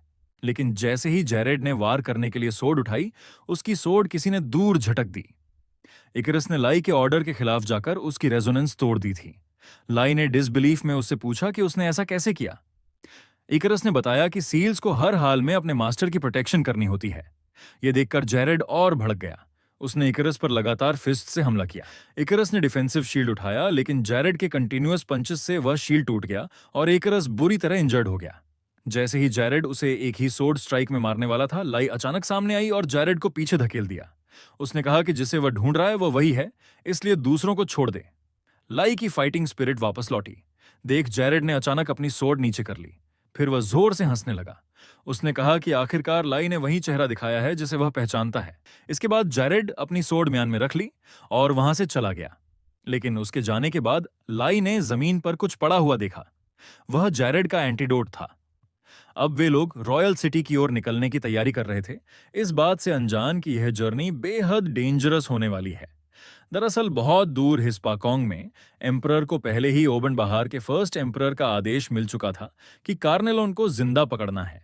इसके लिए उसने कंट्री के हाईएस्ट नाइट को भेज दिया था, जिसके पास 2 हाईएस्ट सील्स थे। मौजूदा कार्नेलोन को पकड़ने के लिए यह ताकत ऑलमोस्ट ओवरकिल थी। रास्ते में कार्नेलोन ने देखा कि जूलियन पूरे सफर में एक शब्द भी नहीं बोल रहा था। उसे गिल्ट महसूस होने लगा कि शायद वह कुछ ज्यादा आगे बढ़ गई थी। असल में पिछली रात जूलियन ने उससे पूछा था कि क्या उसका प्रीवियस नाम ग्रांग था। कर्नेलॉन ने यह मान तो लिया था, लेकिन अपने पास्ट के बारे में कुछ भी बताने से इनकार कर दिया था। जूलियन ने उस समय ज्यादा पूछताछ नहीं की थी। कार्नेलॉन को लगा था कि यह बात वहीं खत्म हो गई है, लेकिन ऐसा नहीं था। वह समझ नहीं पा रही थी कि क्या कहे। तभी जूलियन ने अचानक बात शुरू की। उसने थके हुए स्वर में कहा कि वह बहुत टायर्ड है और पूछा कि क्या रास्ते में सच में कोई विलेज आएगा। तभी कर्नेलों को समझ आया कि वह नाराज नहीं, बल्कि बस बहुत ज्यादा थक चुका है। उसने तुरंत आगे की ओर इशारा करते हुए कहा कि विलेज सिर्फ 2.5 किलोमीटर दूर है और वह मरने से पहले वहां जरूर पहुंच जाएगा। जब वे दोनों आखिरकार विलेज पहुंचे तो अनएक्सपेक्टेडली उन्हें रोका गया। एक बच्चा चिल्लाते हुए बोला कि अगर उन्हें विलेज में एंटर करना है तो पहले टोल देना होगा, और अगर उनके पास पैसा नहीं है तो वह सोर्ड, जो बच्चे से भी लंबी है, वही देनी पड़ेगी। उस ब्लफिंग बच्चे को देखकर कर्नेलोन जोर से हंस पड़ी। यह हरकत रास्पेल को बिल्कुल पसंद नहीं आई। उसने गुस्से में कहा कि हंसना बंद करे, क्योंकि वह ब्लू रैप्टर लेडी लाई का सबसे प्यारा नाइट है। यह सुनकर कर्नेलोन और ज्यादा हंसने लगी और उसने जूलियन से कहा कि इस छोटे से बच्चे के एक्स्ट्रॉर्डिनरी स्पिरिट से उसे सीखना चाहिए। इस पर रास्पेल और भड़क गया। कर्नेलोन ने आगे कहा कि दुनिया चाहे जितनी भी पागल हो जाए, अंडर एज बच्चे नाइट नहीं बन सकते। अगर रास्पेल झूठ बोलती रही तो उस नाइट से डिसिप्लिन करवाया जाएगा जो वहां खड़ा है। यह सुनते ही कि जूलियन एक नाइट है, रास्पेल की आंखें चमक उठीं। उसने तुरंत जूलियन से पूछा कि क्या वह सच में नाइट है और उससे आर्चरी सिखाने की रिक्वेस्ट की। उसने कहा कि उसे स्ट्रांग बनना है क्योंकि उसके पास ऐसे लोग हैं जिनकी उसे प्रोटेक्शन करनी है। जूलियन ने दुखी मन से उसकी रिक्वेस्ट मना कर दी। उसने बताया कि वह असल में नाइट नहीं है। बाद में जब वे इन पहुंचे तो कार्नेलॉन ने जूलियन से पूछा कि उसने उस बच्चे की मदद क्यों नहीं की। जूलियन ने मायूस होकर कहा कि वह बच्चे की सिंसेरिटी देखकर उसे धोखा नहीं दे पाया। उसने यह भी कहा कि वह अब नाइट बनने का नाटक नहीं करेगा, क्योंकि नाइट होना सिर्फ वर्ड से फेक नहीं किया जा सकता। उसने जोड़ा कि कुक होना भी बुरा नहीं है। आखिरकार अगले दिन कुकिंग में हेल्प करने के बदले उसे इतना अच्छा रूम मिल गया है। कर्नेलॉन ने रूम में जमी हुई डस्ट साफ करते हुए डिस्गस्ट के साथ कहा कि यह रूम वाकई बहुत शानदार है, बस माहौल हल्का करने के लिए। इसके बाद कर्नेलॉन ने ड्रिंक लेने का सुझाव दिया। जूलियन ने बताया कि उसने कभी अल्कोहल नहीं पी है। इस पर कर्नेलॉन ने कहा कि फिर कुछ नहीं किया जा सकता, क्योंकि वह अभी भी बच्चा है और वह खुद ही पीने चली जाएगी। यह सुनकर जूलियन गुस्से में आ गया। उसने कहा कि कर्नेलॉन ही असली बच्ची है, जो 2000 साल से ज्यादा जी चुकी है। उसने कहा कि अल्कोहल तो वह जिंदगी भर पी सकता है। यह देखकर कर्नेलॉन ने जीत वाली स्माइल दी। सिर्फ 2.5 मिनट बाद ही जूलियन को पूरी दुनिया घूमती हुई महसूस होने लगी। कर्नेलॉन हंसते हुए बोली कि शायद दुनिया नहीं घूम रही, बल्कि कुछ और घूम रहा है। इस पर जूलियन ने तुरंत जवाब दिया कि वह सही कह रही है, दुनिया नहीं घूम रही, बल्कि कर्नेलॉन घूम रही है। यह कहते ही वह सीधे बार काउंटर पर मुंह के बल गिर पड़ा। उसने कहा कि अब कुछ भी घूम नहीं रहा। कार्नेलॉन यह सोचकर अफसोस कर रही थी कि जूलियन की अल्कोहल टॉलरेंस कितनी खराब है। तभी एक आदमी उसके पास आया और उसे हिट ऑन करने लगा। कार्नेलॉन ने उसे सीधे गेट लॉस्ट कह दिया, लेकिन वह आदमी नहीं गया और उसने अपनी लीरस हैंड आगे बढ़ा दी। यह देखकर कार्नेलॉन ने उसे मर्डरस इंटेंट से घूरा। आदमी डर गया और तुरंत पीछे हट गया। जाते जाते उसने कहा कि वह तब वापस आएगा जब कर्नेलॉन अकेले ड्रिंक नहीं करना चाहेगी। उस आदमी के जाने के बाद कर्नेलॉन ने देखा कि इनकीपर उसे दूर से लगातार घूर रहा है। जैसे ही कर्नेलॉन की नजर उस पर पड़ी, उसने तुरंत अपना चेहरा दूसरी ओर घुमा लिया। इससे कर्नेलॉन बहुत पजल्ड हो गई। उसने सोचा कि शायद ज्यादा पी लेने की वजह से वह ओवरली सेंसिटिव हो गई है। इसके बाद नरेशन में बताया गया कि यहाँ की सबसे फेमस परफॉर्मर एक सिंगिंग फेरी है। कहा गया कि सभी फेरीज जन्म से ही सिंगर्स होते हैं। हालांकि वह मेल फेरी है, लेकिन उसकी ब्यूटी फीमेल फेरीज से भी ज्यादा है। इसी वजह से मेलकिंट यहाँ का स्टार परफॉर्मर बन गया। लेकिन उसका पास्ट बहुत ट्रैजिक है और वह स्लेव स्टेटस में जी रहा है। इसी कारण उसके सॉन्ग्स में गहरा सौरो भरा होता है। यहां तक कहा गया कि अगर कोई डॉग भी उसके गाने सुन ले तो वह भी रो पड़े। यह बताया गया कि उसकी मिजरेबल लाइफ के बावजूद हमेशा कोई ना कोई ऐसा रहा है जिसने उसकी प्रोटेक्शन की और उसे थोड़ी सी होप दी। अगले दिन जूलियन अपने हैंगओवर से जागा। इनका ओनर कड़क आवाज में उसे किचन में कुक करने का ऑर्डर देता है। जूलियन जब अपने कुकिंग स्किल्स दिखा ही रहा था, तभी मेलक्विंट अचानक किचन में आ जाता है और पानी पीने के लिए रिक्वेस्ट करता है। यह बताया गया कि मेलक्विंट पानी पीते हुए भी अपनी ग्रेस बनाए रखता है। उसे देखते ही जूलियन का चेहरा अचानक लाल हो जाता है। उसके मन में यह बात आती है कि यह फेरी औरत कितनी ज्यादा खूबसूरत है। उसी समय रास्पेल अचानक वहां पहुंच जाता है, जो मेलकिंट को ढूंढने आया था। जूलियन को देखते ही वह गुस्से में उंगली दिखाकर चिल्लाता है कि वह फेक नाइट है और पूछता है कि वह मेलक्विंट के साथ क्या चालें चल रहा है। खुशकिस्मती से मेलक्विंट जल्दी से एक्सप्लेन करता है कि वह खुद पानी लेने आया था। इससे रास्पेल का अग्रेसिव एटीट्यूड थोड़ा कम हो जाता है, लेकिन वह फिर भी अपनी वुडन सोर्ड लहराते हुए जूलियन को वार्निंग देता है कि अगर उसने मेलक्विंट को बुली किया तो वह उसे अपनी सोर्ड से स्टैब कर देगा। इसके बाद रास्पेल प्राउडली मेलक्विंट से कहता है कि वह एक नाइट के रूप में अपना ऑनर दांव पर लगाकर उसकी प्रोटेक्शन करेगा। फिर वह मेलक्विंट को गुड बाय कहकर खुशी खुशी सोर्ड्समैनशिप प्रैक्टिस करने चला जाता है। लेकिन जैसे ही वह दरवाजे तक पहुंचता है, वह किसी से टकरा जाता है। सामने वही आदमी होता है जिसने पहले कर्नेलॉन को हरास करने की कोशिश की थी। वह रास्पेल को डांटते हुए कहता है कि रास्ता देखकर चला करे। लेकिन जैसे ही उसकी नजर मेलक्विंट पर पड़ती है, वह सीटी बजाते हुए कहता है कि क्या यही कल वाली फेरी है। वह पास आकर बेहुदा तरीके से कहता है कि उसमें एलिगेंस से कहीं ज्यादा कुछ है। इस ऑनफेंसिव बिहेवियर को देखकर रास्पेल बहुत गुस्सा हो जाता है। वह पीछे से अपनी वुडन स्वॉर्ड से उस आदमी पर वार करता है। चोट भले ही ज्यादा न लगी हो, लेकिन यह इंसल्ट बहुत बड़ी थी।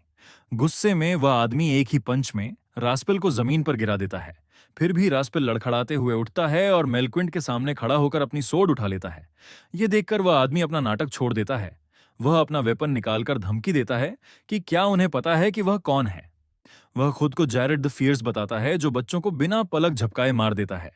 वह कहता है कि आज वह रास्पेल का हाथ काट देगा ताकि वह फिर कभी सोर्ड न घुमा सके। तभी जूलियन गुस्से में चिल्लाता है कि वह इम्पोस्टर है और पूछता है कि उसे जैरेड बनकर घूमने की हिम्मत किसने दी। जूलियन बताता है कि उसने बेलशीबा में अपनी आंखों से असली जेरेड को डिमोनिक सोर्ड निकालते हुए देखा था। यह सुनकर वह आदमी तंज कसता है और पूछता है कि क्या जूलियन सच में उस बैटलफील्ड में मौजूद था। वह एक नजर में जूलियन को थर्ड रेट कुक बताकर उसका मजाक उड़ाता है। खुद को थर्ड रेट कुक कहे जाने पर जूलियन अपना नाटक छोड़ देता है और बताता है कि वह जूलियन है, वही वॉन्डरिंग नाइट जिसने बेलशेबा को बचाया था। यह सुनकर वह आदमी जोर जोर से हंसने लगता है। वह कहता है कि अगर जूलियन वही नाइट है तो वह सिर के बल खड़े होकर पोटी को खा लेगा। फिर वह मलिशियस स्माइल के साथ कहता है कि अगर यह सच है तो वह इस लेजेंडरी वॉन्डरिंग नाइट को टेस्ट करेगा। लेकिन जैसे ही वह अटैक करने वाला होता है, ऊपर से अचानक दो लोग गिरते हैं। उनके तुरंत बाद कार्नेलॉन भी कूदकर नीचे आती है। वह उस आदमी को डिस्गस्ट से देखते हुए अपनी ग्रेट सोर्ड उठाती है और उसे बास्टर्ड कहकर डांटती है कि उसने सर नाइट का अपमान करने की हिम्मत कैसे की। ये कहते हुए कर्नेलॉन उसे एक ही बार में मार देती है। इसके बाद वह जूलियन की ओर मुस्कुराकर पूछती है कि उसने अपनी ट्रू आइडेंटिटी क्यों छुपाई थी। अपने सामने हुए इवेंट्स देखकर जूलियन पूरी तरह कंफ्यूज्ड हो जाता है और कर्नेलॉन से पूछता है कि यह सब क्या था। तब बताया जाता है कि ये लोग ह्यूमन ट्रैफिकर्स थे और इन ऑनर ने ही मेल्क्विन और रस्पाइल को उन्हें बेच दिया था। जब रस्पाइल जूलियन को उनकी जान बचाने के लिए धन्यवाद देता है तो जूलियन ये बताने ही वाला होता है कि वह सिर्फ दुश्मन को धोखा देने के लिए झूठ बोल रहा था, लेकिन कार्नेलॉन चुपचाप उसके पैर पर पैर रख देती है। जूलियन अपने शब्द निगल जाता है और कार्नेलॉन अंदर ही अंदर मुस्कुरा देती है। उसके मन में होता है कि अब सच छुपाने की जरूरत नहीं है। 2.5 घंटे बाद जूलियन और कर्नेलॉन इन से निकलते हैं। इन ओनर, जो पिग लाइक चेहरा बनाए खड़ा था, उन्हें विदा करता है। जूलियन को लगता है कि कर्नेलॉन बदल गई है और अब रैंडमली लोगों को नहीं मारती, लेकिन कर्नेलॉन कुछ उदास होकर बताती है कि वह कल सच में उसे मारना चाहती थी। उसने उसकी जान सिर्फ इसलिए छोड़ी क्योंकि उसने मेल्क्विंट को फ्री करने पर सहमति दी थी। अब आजादी मिलने के बाद भी मेल्क्विंट के पास जाने के लिए कोई जगह नहीं थी, क्योंकि उसका होमलैंड बहुत पहले नष्ट हो चुका था और उसके लोग अलग अलग जगहों पर बिखर चुके थे। इसलिए जूलियन उसे अपने साथ चलने का ऑफर देता है। कार्नेलॉन इस पर सहमत हो जाती है और कहती है कि चूंकि नाइट्स ज्यादा कैपेबल नहीं होते, इसलिए साथ में एक फेरी होना बेहतर रहेगा। लेकिन निकलने से पहले मेल्क्विनेट उनसे रुकने को कहता है, क्योंकि उसे कुछ जरूरी काम निपटाने हैं। 2.5 घंटे बाद वह वादे के मुताबिक लौट आता है और तीनों रॉयल सिटी की ओर अपनी जर्नी शुरू करते हैं।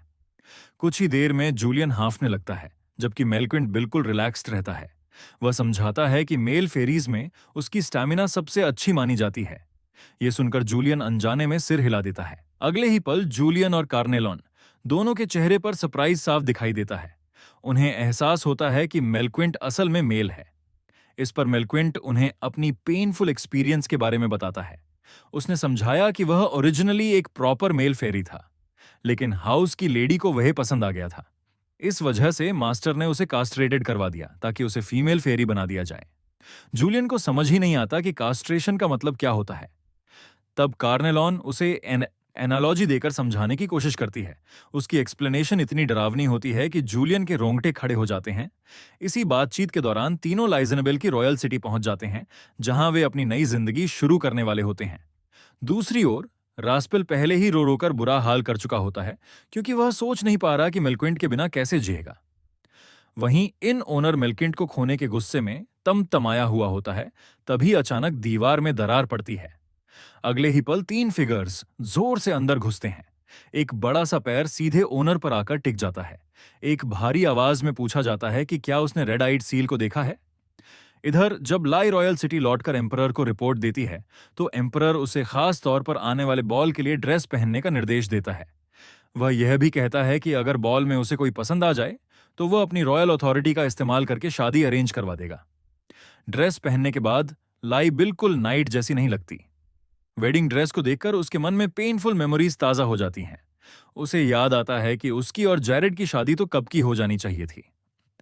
लाई को याद आता है कि उसने कभी चुपके से उस रूम में जाकर वेडिंग ड्रेस देखी थी और उस पल का इंतजार किया था जब वह उसे पहनेगी।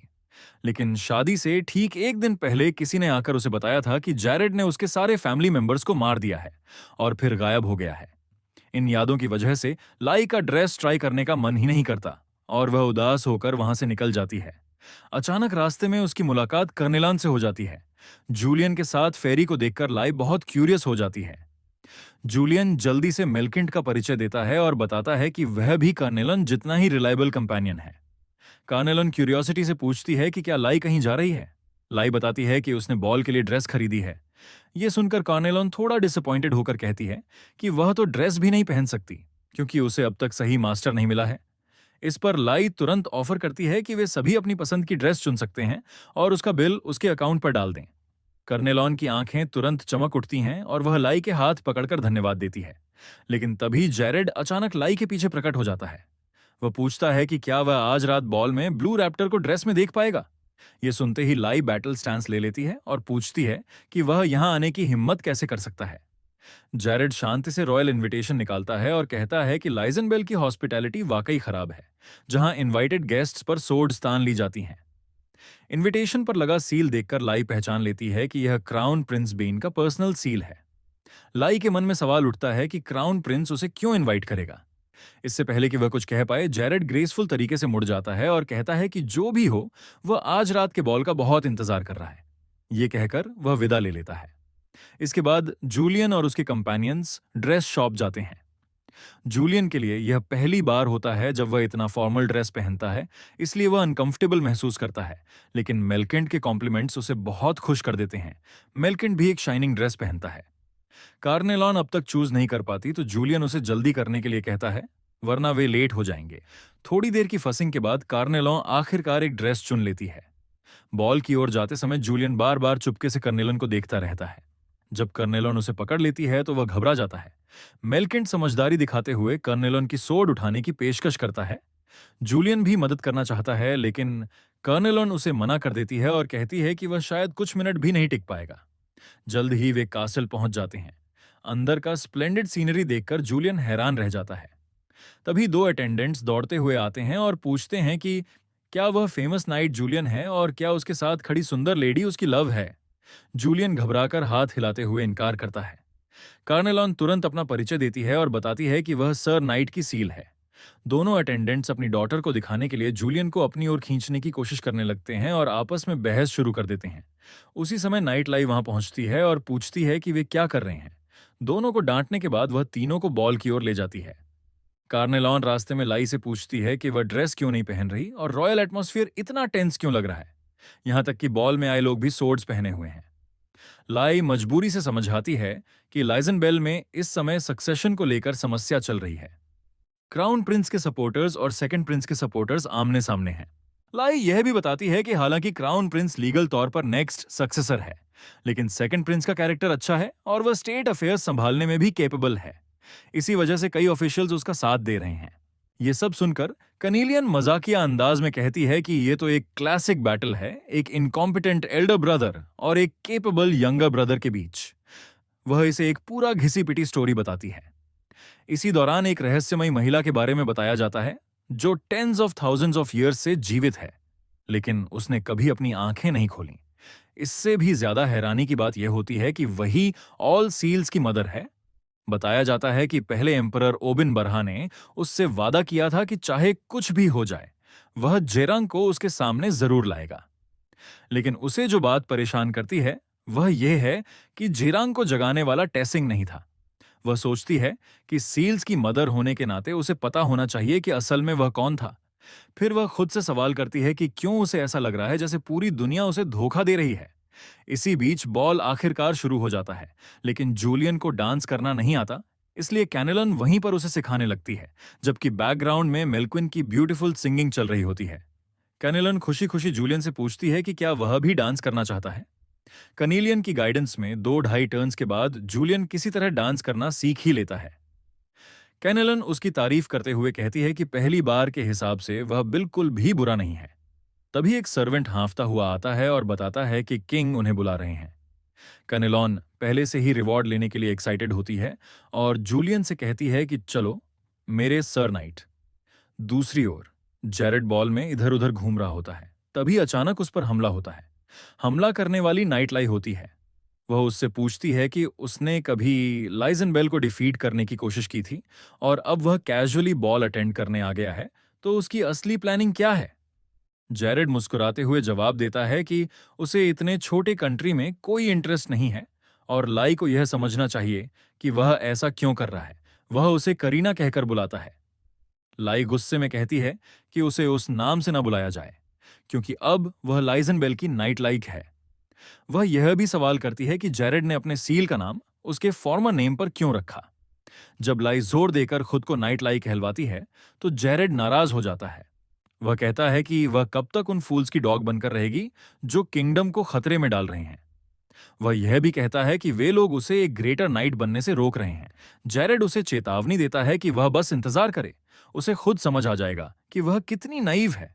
इसके बाद सभी लोग ग्रेट हॉल में पहुंचते हैं। एम्परर जूलियन की मदद के लिए ग्रैटिट्यूड एक्सप्रेस करता है, लेकिन जूलियन विनम्रता से कहता है कि उसने ज्यादा कुछ नहीं किया। यह सुनकर कनेलॉन बेहद नाराज हो जाती है, लेकिन किंग को बुरा नहीं लगता और वह उल्टा जूलियन को लिजनबेल का नाइट बनने का इनविटेशन देता है। कैनेलन बस ये सोचकर ही एक्साइटेड हो जाती है कि रॉयल नाइट बनने के बाद मैंशन, फार्मलैंड और एक आरामदायक लाइफ मिलेगी। लेकिन जूलियन उस ऑफर को रिफ्यूज कर देता है। जूलियन का इनकार सुनकर कनेलन पूरी तरह फ्यूरियस हो जाती है कि उसने इतनी बड़ी गुड फॉर्चून को ठुकरा दिया। किंग जब उसे दोबारा मनाने की कोशिश करता है, तभी क्राउन प्रिंस अचानक खड़ा हो जाता है। क्राउन प्रिंस रिस्पेक्टफुली किंग से इंटरप्शन की अनुमति मांगता है और कहता है कि इस समय लाइजनबेल को एक्सेलेंट नाइट से ज्यादा स्टेबल रॉयल अथॉरिटी की जरूरत है। वह किंग से जल्दी से नेक्स्ट सक्सेसर कौन होगा, यह बताने को कहता है। सेकंड प्रिंस को सपोर्ट करने वाले मिनिस्टर्स भी आगे आकर यही मांग दोहराते हैं। उनका यह बिहेवियर किंग को बहुत गुस्सा दिलाता है। किंग गुस्से में सभी को चुप रहने का आदेश देता है और कहता है कि गेस्ट्स के स्वागत के मौके पर पावर स्ट्रगल करना शर्मनाक है। वह उन्हें ग्रीडी बताता है और कहता है कि उन्होंने अपनी डिग्निटी खो दी है। किंग बताता है कि वह ओरिजिनली सक्सेसर को बाद में अनाउंस करने वाला था, लेकिन विक्ट्री सेलिब्रेशन पर अनाउंस करना भी एक सही ऑप्शन हो सकता है। इसके बाद वह सेकंड प्रिंस लांस को नेक्स्ट सक्सेसर डेजिग्नेट कर देता है। यह फैसला क्राउन प्रिंस को बिल्कुल भी स्वीकार नहीं होता। वह घुटनों पर बैठकर किंग से रिक्वेस्ट करता है कि उसे दोबारा सक्सेसर बनाया जाए, लेकिन किंग उसे डांटते हुए उसके क्राइम्स उजागर करता है, पॉलिटिकल ओपोनेंट्स की असैसिनेशन और प्राइवेट आर्मी की ट्रेनिंग। किंग साफ कहता है कि अगर ऐसा ग्रीडी इंसान थ्रोन पर बैठा तो लाइजनबेल डिस्ट्रक्शन की ओर चला जाएगा। क्राउन प्रिंस पूरी तरह होपलेस हो जाता है और अपना मेंटल बैलेंस खो देता है। अचानक वह अपनी सोर्ड निकालकर अपने ही फादर पर हमला कर देता है। लाई तुरंत उसे रोकने के लिए दौड़ती है, लेकिन डिस्टेंस ज्यादा होने की वजह से वह समय पर नहीं पहुंच पाती। मजबूरी में वह फ्रस्ट्रेशन के साथ अपनी सोर्ड क्राउन प्रिंस की ओर तान देती है। क्राउन प्रिंस उसे देखकर ताना मारता है कि एक रॉयल नाइट का रॉयल्टी पर सोर्ड तानना क्या सही लगता है। वह उसकी लॉयल्टी पर सवाल उठाता है। इसके बाद वह अपनी सोर्ड उठाकर खुद को लिजनबेल का किंग घोषित करता है और रॉयल सिटी को कंप्लीटली सील ऑफ करने का आदेश देता है। वह ऐलान करता है कि आज वह अपनी सक्सेशन का विरोध करने वाले सभी विश्वासघाती मिनिस्टर्स को मार डालेगा। तुरंत ही काउंटलेस सोल्जर्स अंदर घुस आते हैं और वहां मौजूद सभी लोगों को घेर लेते हैं। उसी समय जेरेड भी क्राउन प्रिंस के बगल में दिखाई देता है। क्राउन प्रिंस जूलियन को ऑफर देता है कि अगर वह उसका साथ दे तो उसे इमेजिनेशन से परे वेल्थ और ऑनर मिलेगा, लेकिन जूलियन मना कर देता है क्योंकि वह उस इंसान के साथ काम नहीं करेगा जिसने अपने ही फादर को मारने की कोशिश की। यह सुनकर क्राउन प्रिंस गुस्से में अपनी सोर्ड जूलियन की ओर तान देता है और उसे अनग्रेटफुल कहता है। फिर वह लाई को आदेश देता है कि वह पहले जूलियन को मार दे, लेकिन लाई न सिर्फ एक्शन लेने से मना कर देती है, बल्कि वह अपनी सोर्ड जमीन पर फेंक देती है और साफ शब्दों में नाइटहुड से रेजिग्नेशन अनाउंस कर देती है। वह घोषणा करती है कि इस पल से वह किसी भी रॉयल ऑर्डर को फॉलो नहीं करेगी, बल्कि अपनी ओन विल से लिजनबेल की प्रोटेक्शन करेगी। यह सुनते ही क्राउन प्रिंस गुस्से में अपने सोल्जर्स को लाई को मारने का आदेश देता है, लेकिन कोई भी सोल्जर आगे नहीं बढ़ता। वे सिर्फ लाई की ओवरवेलमिंग स्ट्रेंथ से ही नहीं डरते, बल्कि इतने सेल्फलेस नाइट पर हमला करने को मॉरली भी तैयार नहीं होते। ये देखकर क्राउन प्रिंस और ज्यादा बौखला जाता है और जेरेड को आदेश देता है कि वह हर उस इंसान को मार दे जो उसका विरोध कर रहा है। लेकिन जेरेड बेहद कोल्ड और फियर्स तरीके से जवाब देता है कि उसने सिर्फ बॉल अटेंड करने के लिए अग्री किया था, न कि उसके अंडरलिंग बनने के लिए। वह यह भी कहता है कि क्राउन प्रिंस की वजह से ही लाई ने आखिरकार अपनी नाइटहुड छोड़ दी। सिचुएशन में आए इस बदलाव से कनीलियन अंदर ही अंदर खुश हो जाती है। वह सोचती है कि अब इस क्रेजी प्रिंस को मारना और भी आसान हो जाएगा। लेकिन तभी मेल्क्विन किसी ऑमिनस प्रेजेंस को महसूस करता है। जैसे ही वह बालकनी के दरवाजे खोलता है, सामने पूरा सिटी फ्लेम्स में घिरा हुआ दिखाई देता है। लाई तुरंत अपने सील को आदेश देती है कि सभी लोगों को सेफ जगह पर ले जाया जाए, लेकिन उसी पल हॉल के दरवाजे जोर से खुलते हैं। अंदर आने वाला व्यक्ति साड़ी होता है, जो कैनेलन का हंटर है। लाई उसे तुरंत पहचान लेती है, लेकिन जो बात उसे समझ नहीं आती वह यह होती है कि एक ऐसा ब्लैक कार्डिनल जिसकी पावर ऑर्डिनरी किंग से भी ज्यादा है और जो सिर्फ फर्स्ट एम्परर के ऑर्डर्स फॉलो करता है, वह यहां क्यों आया है। अच्छी बात यह होती है कि सॉर्ड की नजर कनेलॉन पर नहीं पड़ती। वह सीधे वहां मौजूद किंग को अपने सामने बुलाने का आदेश देता है। क्राउन प्रिंस तुरंत आगे बढ़कर चिल्लाता है कि वही लिजनबेल का किंग है। तभी एक मिनिस्टर आगे आकर बताता है कि सेकंड प्रिंस लांस अब देश का किंग है। ओल्ड किंग को खून में लथपथ जमीन पर पड़ा देख शॉर्ड सब समझ जाता है। वह सील जूलियट को आदेश देता है कि वह फ्लेम्स रिलीज करे और क्राउन प्रिंस को जिंदा जला दे। इसके बाद वह सेकंड प्रिंस लांस के पास जाता है और कहता है कि अब वही यहाँ का किंग है और उसे रेड आइड सील को उसके सामने लाना होगा। ये फर्स्ट एम्परर ओबन 12 का ऑर्डर है। वह धमकी देता है कि अगर यह पूरा नहीं हुआ तो वह एक एक करके इनोसेंट्स को मारता जाएगा जब तक उसे सील नहीं मिल जाता। इस पॉइंट पर कनीलियन को सिचुएशन की असली डेंजर समझ में आ जाती है, लेकिन लाई आगे बढ़ती है क्योंकि वह लाइजनबेल में इनोसेंट लोगों की हत्या होने नहीं दे सकती। यह देखकर सॉर्ड एक्साइटेड हो जाता है। वह कहता है कि वह बहुत क्यूरियस है कि एक फीमेल नाइट की स्क्रीम्स कैसी होती हैं। लेकिन सिर्फ एक एक्सचेंज में ही लाई 2 सेकंड्स के लिए शॉक में चली जाती है क्योंकि सॉर्ड ना तो सोर्ड निकालता है और ना ही डॉज करता है। वह हम लोग को सीधे अपनी आर्म से ब्लॉक कर देता है। जल्दी ही साफ हो जाता है कि उसकी आर्म मैजिकल है। हर बार हमले रोकने पर लाई की आर्म्स में अनबेरेबल पेन पैदा करता है। शॉर्ड मजाक उड़ाते हुए कहता है कि उसे लाई से लड़ने के लिए सोर्ड निकालने की भी जरूरत नहीं है। इसी दौरान सील जूलियट और जस्टिन आइस और फायर मैजिक रिलीज करते हैं। लाई सिर्फ डिफेंड करने के लिए स्ट्रगल कर पाती है। शेड इसी मोमेंट का फायदा उठाकर स्नीक अटैक करता है और सीधे लाई का गला पकड़ लेता है। वह कहता है कि अब वह ब्लू रैप्टर की स्क्रीम से सुनेगा, लेकिन अगले ही सेकंड एक रेड लाइट फ्लैश करती है। जैरेड अचानक हमला करता है और सॉर्ड की आर्म काट देता है। वह कोल्ड वार्निंग देता है कि अगर सॉर्ड का लाई से कोई बिजनेस है तो उसे लाइन में लगना चाहिए क्योंकि जैरेड बहुत समय से वेट कर रहा है। जैरेड को सीरियस देखकर सॉर्ड अपना कंटेम्पचुअस एटीट्यूड छोड़ देता है और फाइनली अपनी सोर्ड निकालता है। जैरेड भी सीरियस हो जाता है क्योंकि उसने पहले ही इस सोर्ड के बारे में रूमर्स सुने थे कि कोई भी इसे 5 बार से ज्यादा ब्लॉक नहीं कर पाया, लेकिन असल में यह सोर्ड मैजिक पावर एम्पलीफाई करने का टूल लगती है। जब साड़ी सोर्ड से मैजिक रिलीज करता है तो इनविजिबल सोनिक अटैक पूरे हॉल में पेन फैला देता है। जैरेड को हल्का पेन महसूस होता है। यह देखकर शॉर्ड प्राउडली बताता है कि जितना स्ट्रॉन्ग अटैक होगा उतना ही स्ट्रॉन्ग शॉक वापस मिलेगा। उसका कहना होता है कि मैजिक पूरे बॉडी को रिजेक्ट कर देगा, लेकिन जैरेड इस बात पर विश्वास नहीं करता और सीधा चार्ज कर देता है। जस्टिन तुरंत आइस मैजिक से रास्ता ब्लॉक करता है।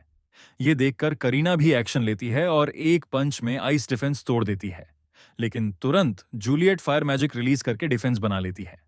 इस बीच जैरेड शेड के काफी करीब पहुंच चुका होता है, लेकिन उसका अटैक न सिर्फ इजीली ब्लॉक हो जाता है बल्कि सोर्ड का शॉक उसे भी लग जाता है। मजबूर होकर उसे पीछे हटना पड़ता है। उसी समय जूलियट और जस्टिन मिलकर करीना को सप्रेस करने लगते हैं। शेड ताना मारते हुए कहता है कि अभी वह बहुत ब्रेव थी, लेकिन क्या अब भी उसके पास करेज है? वह कहता है कि अगर उसकी सोर्ड ब्लॉक की तो पेन मिलेगा और अगर ब्लॉक नहीं किया तो पेनलेस डेथ। अब चॉइस उसी की है। इसी मोमेंट लाई अचानक जैरेड के बगल में आ जाती है, लेकिन इतनी डेंजरस और टेंस सिचुएशन में भी जैरेड अचानक लाई से पूछ बैठता है कि इस आदमी को मारने के बाद क्या वह साउथ में उसके साथ रहने आएगी। इन वर्ड्स को सुनकर लाई हल्का सा ब्लश कर जाती है। लाई ने काल्मली कहा कि पहले इस आदमी से डील कर लेते हैं, उसके बाद वह इस बारे में सोचेगा। इसी के साथ वह दोनों हमला कर देते हैं। कैनेलन पहले ही जूलियन का हाथ पकड़कर लाइजनबेल से भाग चुकी थी। चलते चलते जूलियन ने कहा कि उन्हें लाई की मदद करनी चाहिए। यह सुनते ही कनीलियन गुस्से में बोली कि मास्टर को दूसरों के मामलों में दखल नहीं देना चाहिए। उसने कहा कि इस समय वे किसी की मदद करने की पोजीशन में नहीं है। सदैव उसे ढूंढ रहा है, इसलिए भागना ही सबसे सही मदद है। अगर वे एम्पियर के हाथ लग गए तो सब खत्म हो जाएगा। ये बात जूलियन को बहुत कंफ्यूज कर देती है। वह पूछता है कि वह तो 500 साल से ज्यादा समय तक सोई रही थी, फिर एम्परर उसे क्यों ढूंढ रहा है? यह सुनकर कैनेलन अचानक उदास हो जाती है। वह धीमे से कहती है कि शायद 500 साल भी उस इंसान के कंट्रोल से भागने के लिए काफी नहीं थे।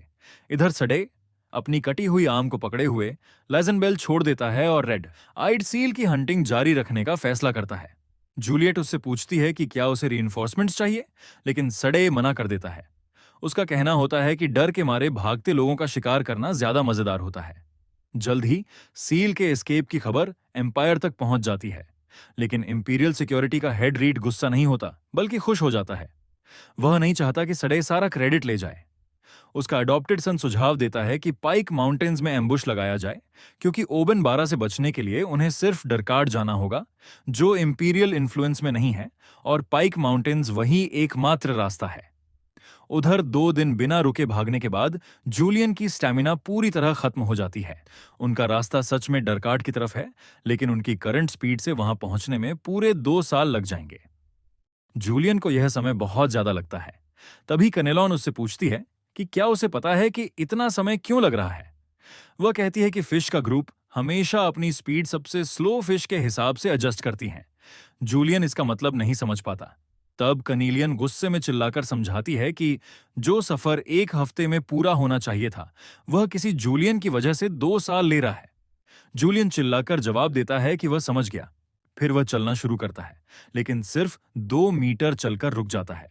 वह कहता है कि जब वैसे भी 2 साल लगने वाले हैं तो क्या थोड़ा रेस्ट नहीं कर सकते। वह साफ कहता है कि अब उससे चला नहीं जा रहा। मेल्क्विन की कन्विंस से आखिरकार कनेलॉन रेस्ट के लिए मान जाती है, लेकिन वह जूलियन से बात नहीं करना चाहती। अचानक पास में झाड़ियों से रसलिंग साउंड आती है और एक वाइल्ड बोअर बाहर कूद आता है। जूलियन डर के मारे कनेलॉन को कसकर पकड़ लेता है। जैसे ही उसे एहसास होता है कि उसने क्या किया है, वह शर्मिंदा होकर तुरंत पीछे हट जाता है। लेकिन तभी जमीन हिलने जैसी आवाज आती है। जूलियन ऊपर देखता है और उसके सामने 2 लंबे ऑर्क्स खड़े होते हैं। कैनेलॉन तुरंत दोनों के सामने खड़ी होकर पूछती है कि उन्हें क्या काम है। ऑर्क्स बताते हैं कि वे उसी बीस्ट का शिकार कर रहे हैं और बदतमीजी से पूछते हैं कि वह बीस्ट किधर गया। वे ह्यूमंस को डिस्गस्टिंग भी कहते हैं। यह सुनकर कैनेलन बहुत गुस्सा हो जाती है। वह अपने लेफ्ट लेग से एक ऑर्क को जमीन पर गिरा देती है और कहती है कि अगर उन्हें ह्यूमंस से नफरत है तो उसका गुस्सा उस पर क्यों निकाल रहे हैं। वह चिल्लाकर कहती है कि वह सील है, इंसान नहीं, और उन्हें इतनी सी बात समझ नहीं आती। कनेलॉन के वायलेंट रूप को देखकर दोनों ऑर्क्स डर जाते हैं। तभी एक ह्यूमन दौड़ता हुआ आता है और चिल्लाकर कहता है कि वह मेरे दोस्तों पर इतना ब्रूटल ट्रीटमेंट बंद करे। लेकिन जैसे ही उसकी नजर कनेलॉन की ब्रेथ टेकिंग ब्यूटी पर पड़ती है, वह सीधे घुटनों के बल फिसलता हुआ बैठ जाता है और अपना नाम सेयो बताता है। वह उसका नाम पूछता है। यह देखकर जूलियन बिल्कुल स्पीचलेस हो जाता है। उसे समझ नहीं आता कि वह मामला सुलझाने आया था या कुछ और करने। हालात और खराब तब हो जाते हैं जब सेयो अचानक कनीलियन का हाथ पकड़ लेता है। यह हरकत कनीलन को चौंका देती है और वह तुरंत अपना हाथ खींच लेती है। वह रिफ्लेक्स में जूलियन के पीछे छिप जाती है। यह देखकर साफ हो जाता है कि इस तरह के लोगों के सामने कनीलियन ज्यादा हेल्पलेस हो जाती है। जब सेयो को पता चलता है कि जूलियन कनीलियन का मास्टर है, तो वह गुस्से में उसे शेमलेस कहता है और आरोप लगाता है कि वह इतनी खूबसूरत औरत को स्लेव बनाकर रखे हुए है। स्लेव शब्द सुनते ही कनीलियन का गुस्सा फूट पड़ता है, लेकिन सेयो की नजर में उसका गुस्सा भी चार्मिंग लगता है। यही सोचते सोचते उसे कनीलियन का एक जोरदार अपर कट पड़ता है। भागते हुए ऑक्स को देखकर जूलियन ऑकवर्डली हंसता है। टेक्निकली उसने अपने दोस्तों को बचा ही लिया था। कोई कहता है कि क्या उन्हें लेडी कैनेलॉन को रोकना चाहिए। जवाब आता है कि रोकना तो चाहिए, लेकिन कोई उसे रोक नहीं सकता। कहानी आगे बताती है कि एक लड़की 20 साल से सोई हुई थी। सबको लगा था कि वह कभी नहीं जागेगी, लेकिन एक आदमी को पूरा यकीन था कि वह जरूर जागेगी। जब विलेजर्स उस आदमी को मजबूर कर रहे थे कि वह लड़की को बेच दे, तभी सेयो वापस आता है और धमकी देता है कि जो भी अमोरेलिस के एक बाल को भी छुएगा, उसका अंजाम बहुत बुरा होगा। लेटो हैरान होकर अपने बेटे से पूछता है कि उसे क्या हो गया है। इसी बीच कैनेलन फ्रेंडली स्माइल के साथ सेयो को उड़ाते हुए कहती है कि यह कुछ नहीं, बस एक खूबसूरत लेडी की तरफ से थोड़ा सा प्यार था। सेयो जल्दी से उन सबको इंट्रोड्यूस करता है। देखने में अनरिमार्केबल लगता हो, लेकिन उसके साथ जो फेरी और लेडी हैं, वे बेहद खूबसूरत हैं।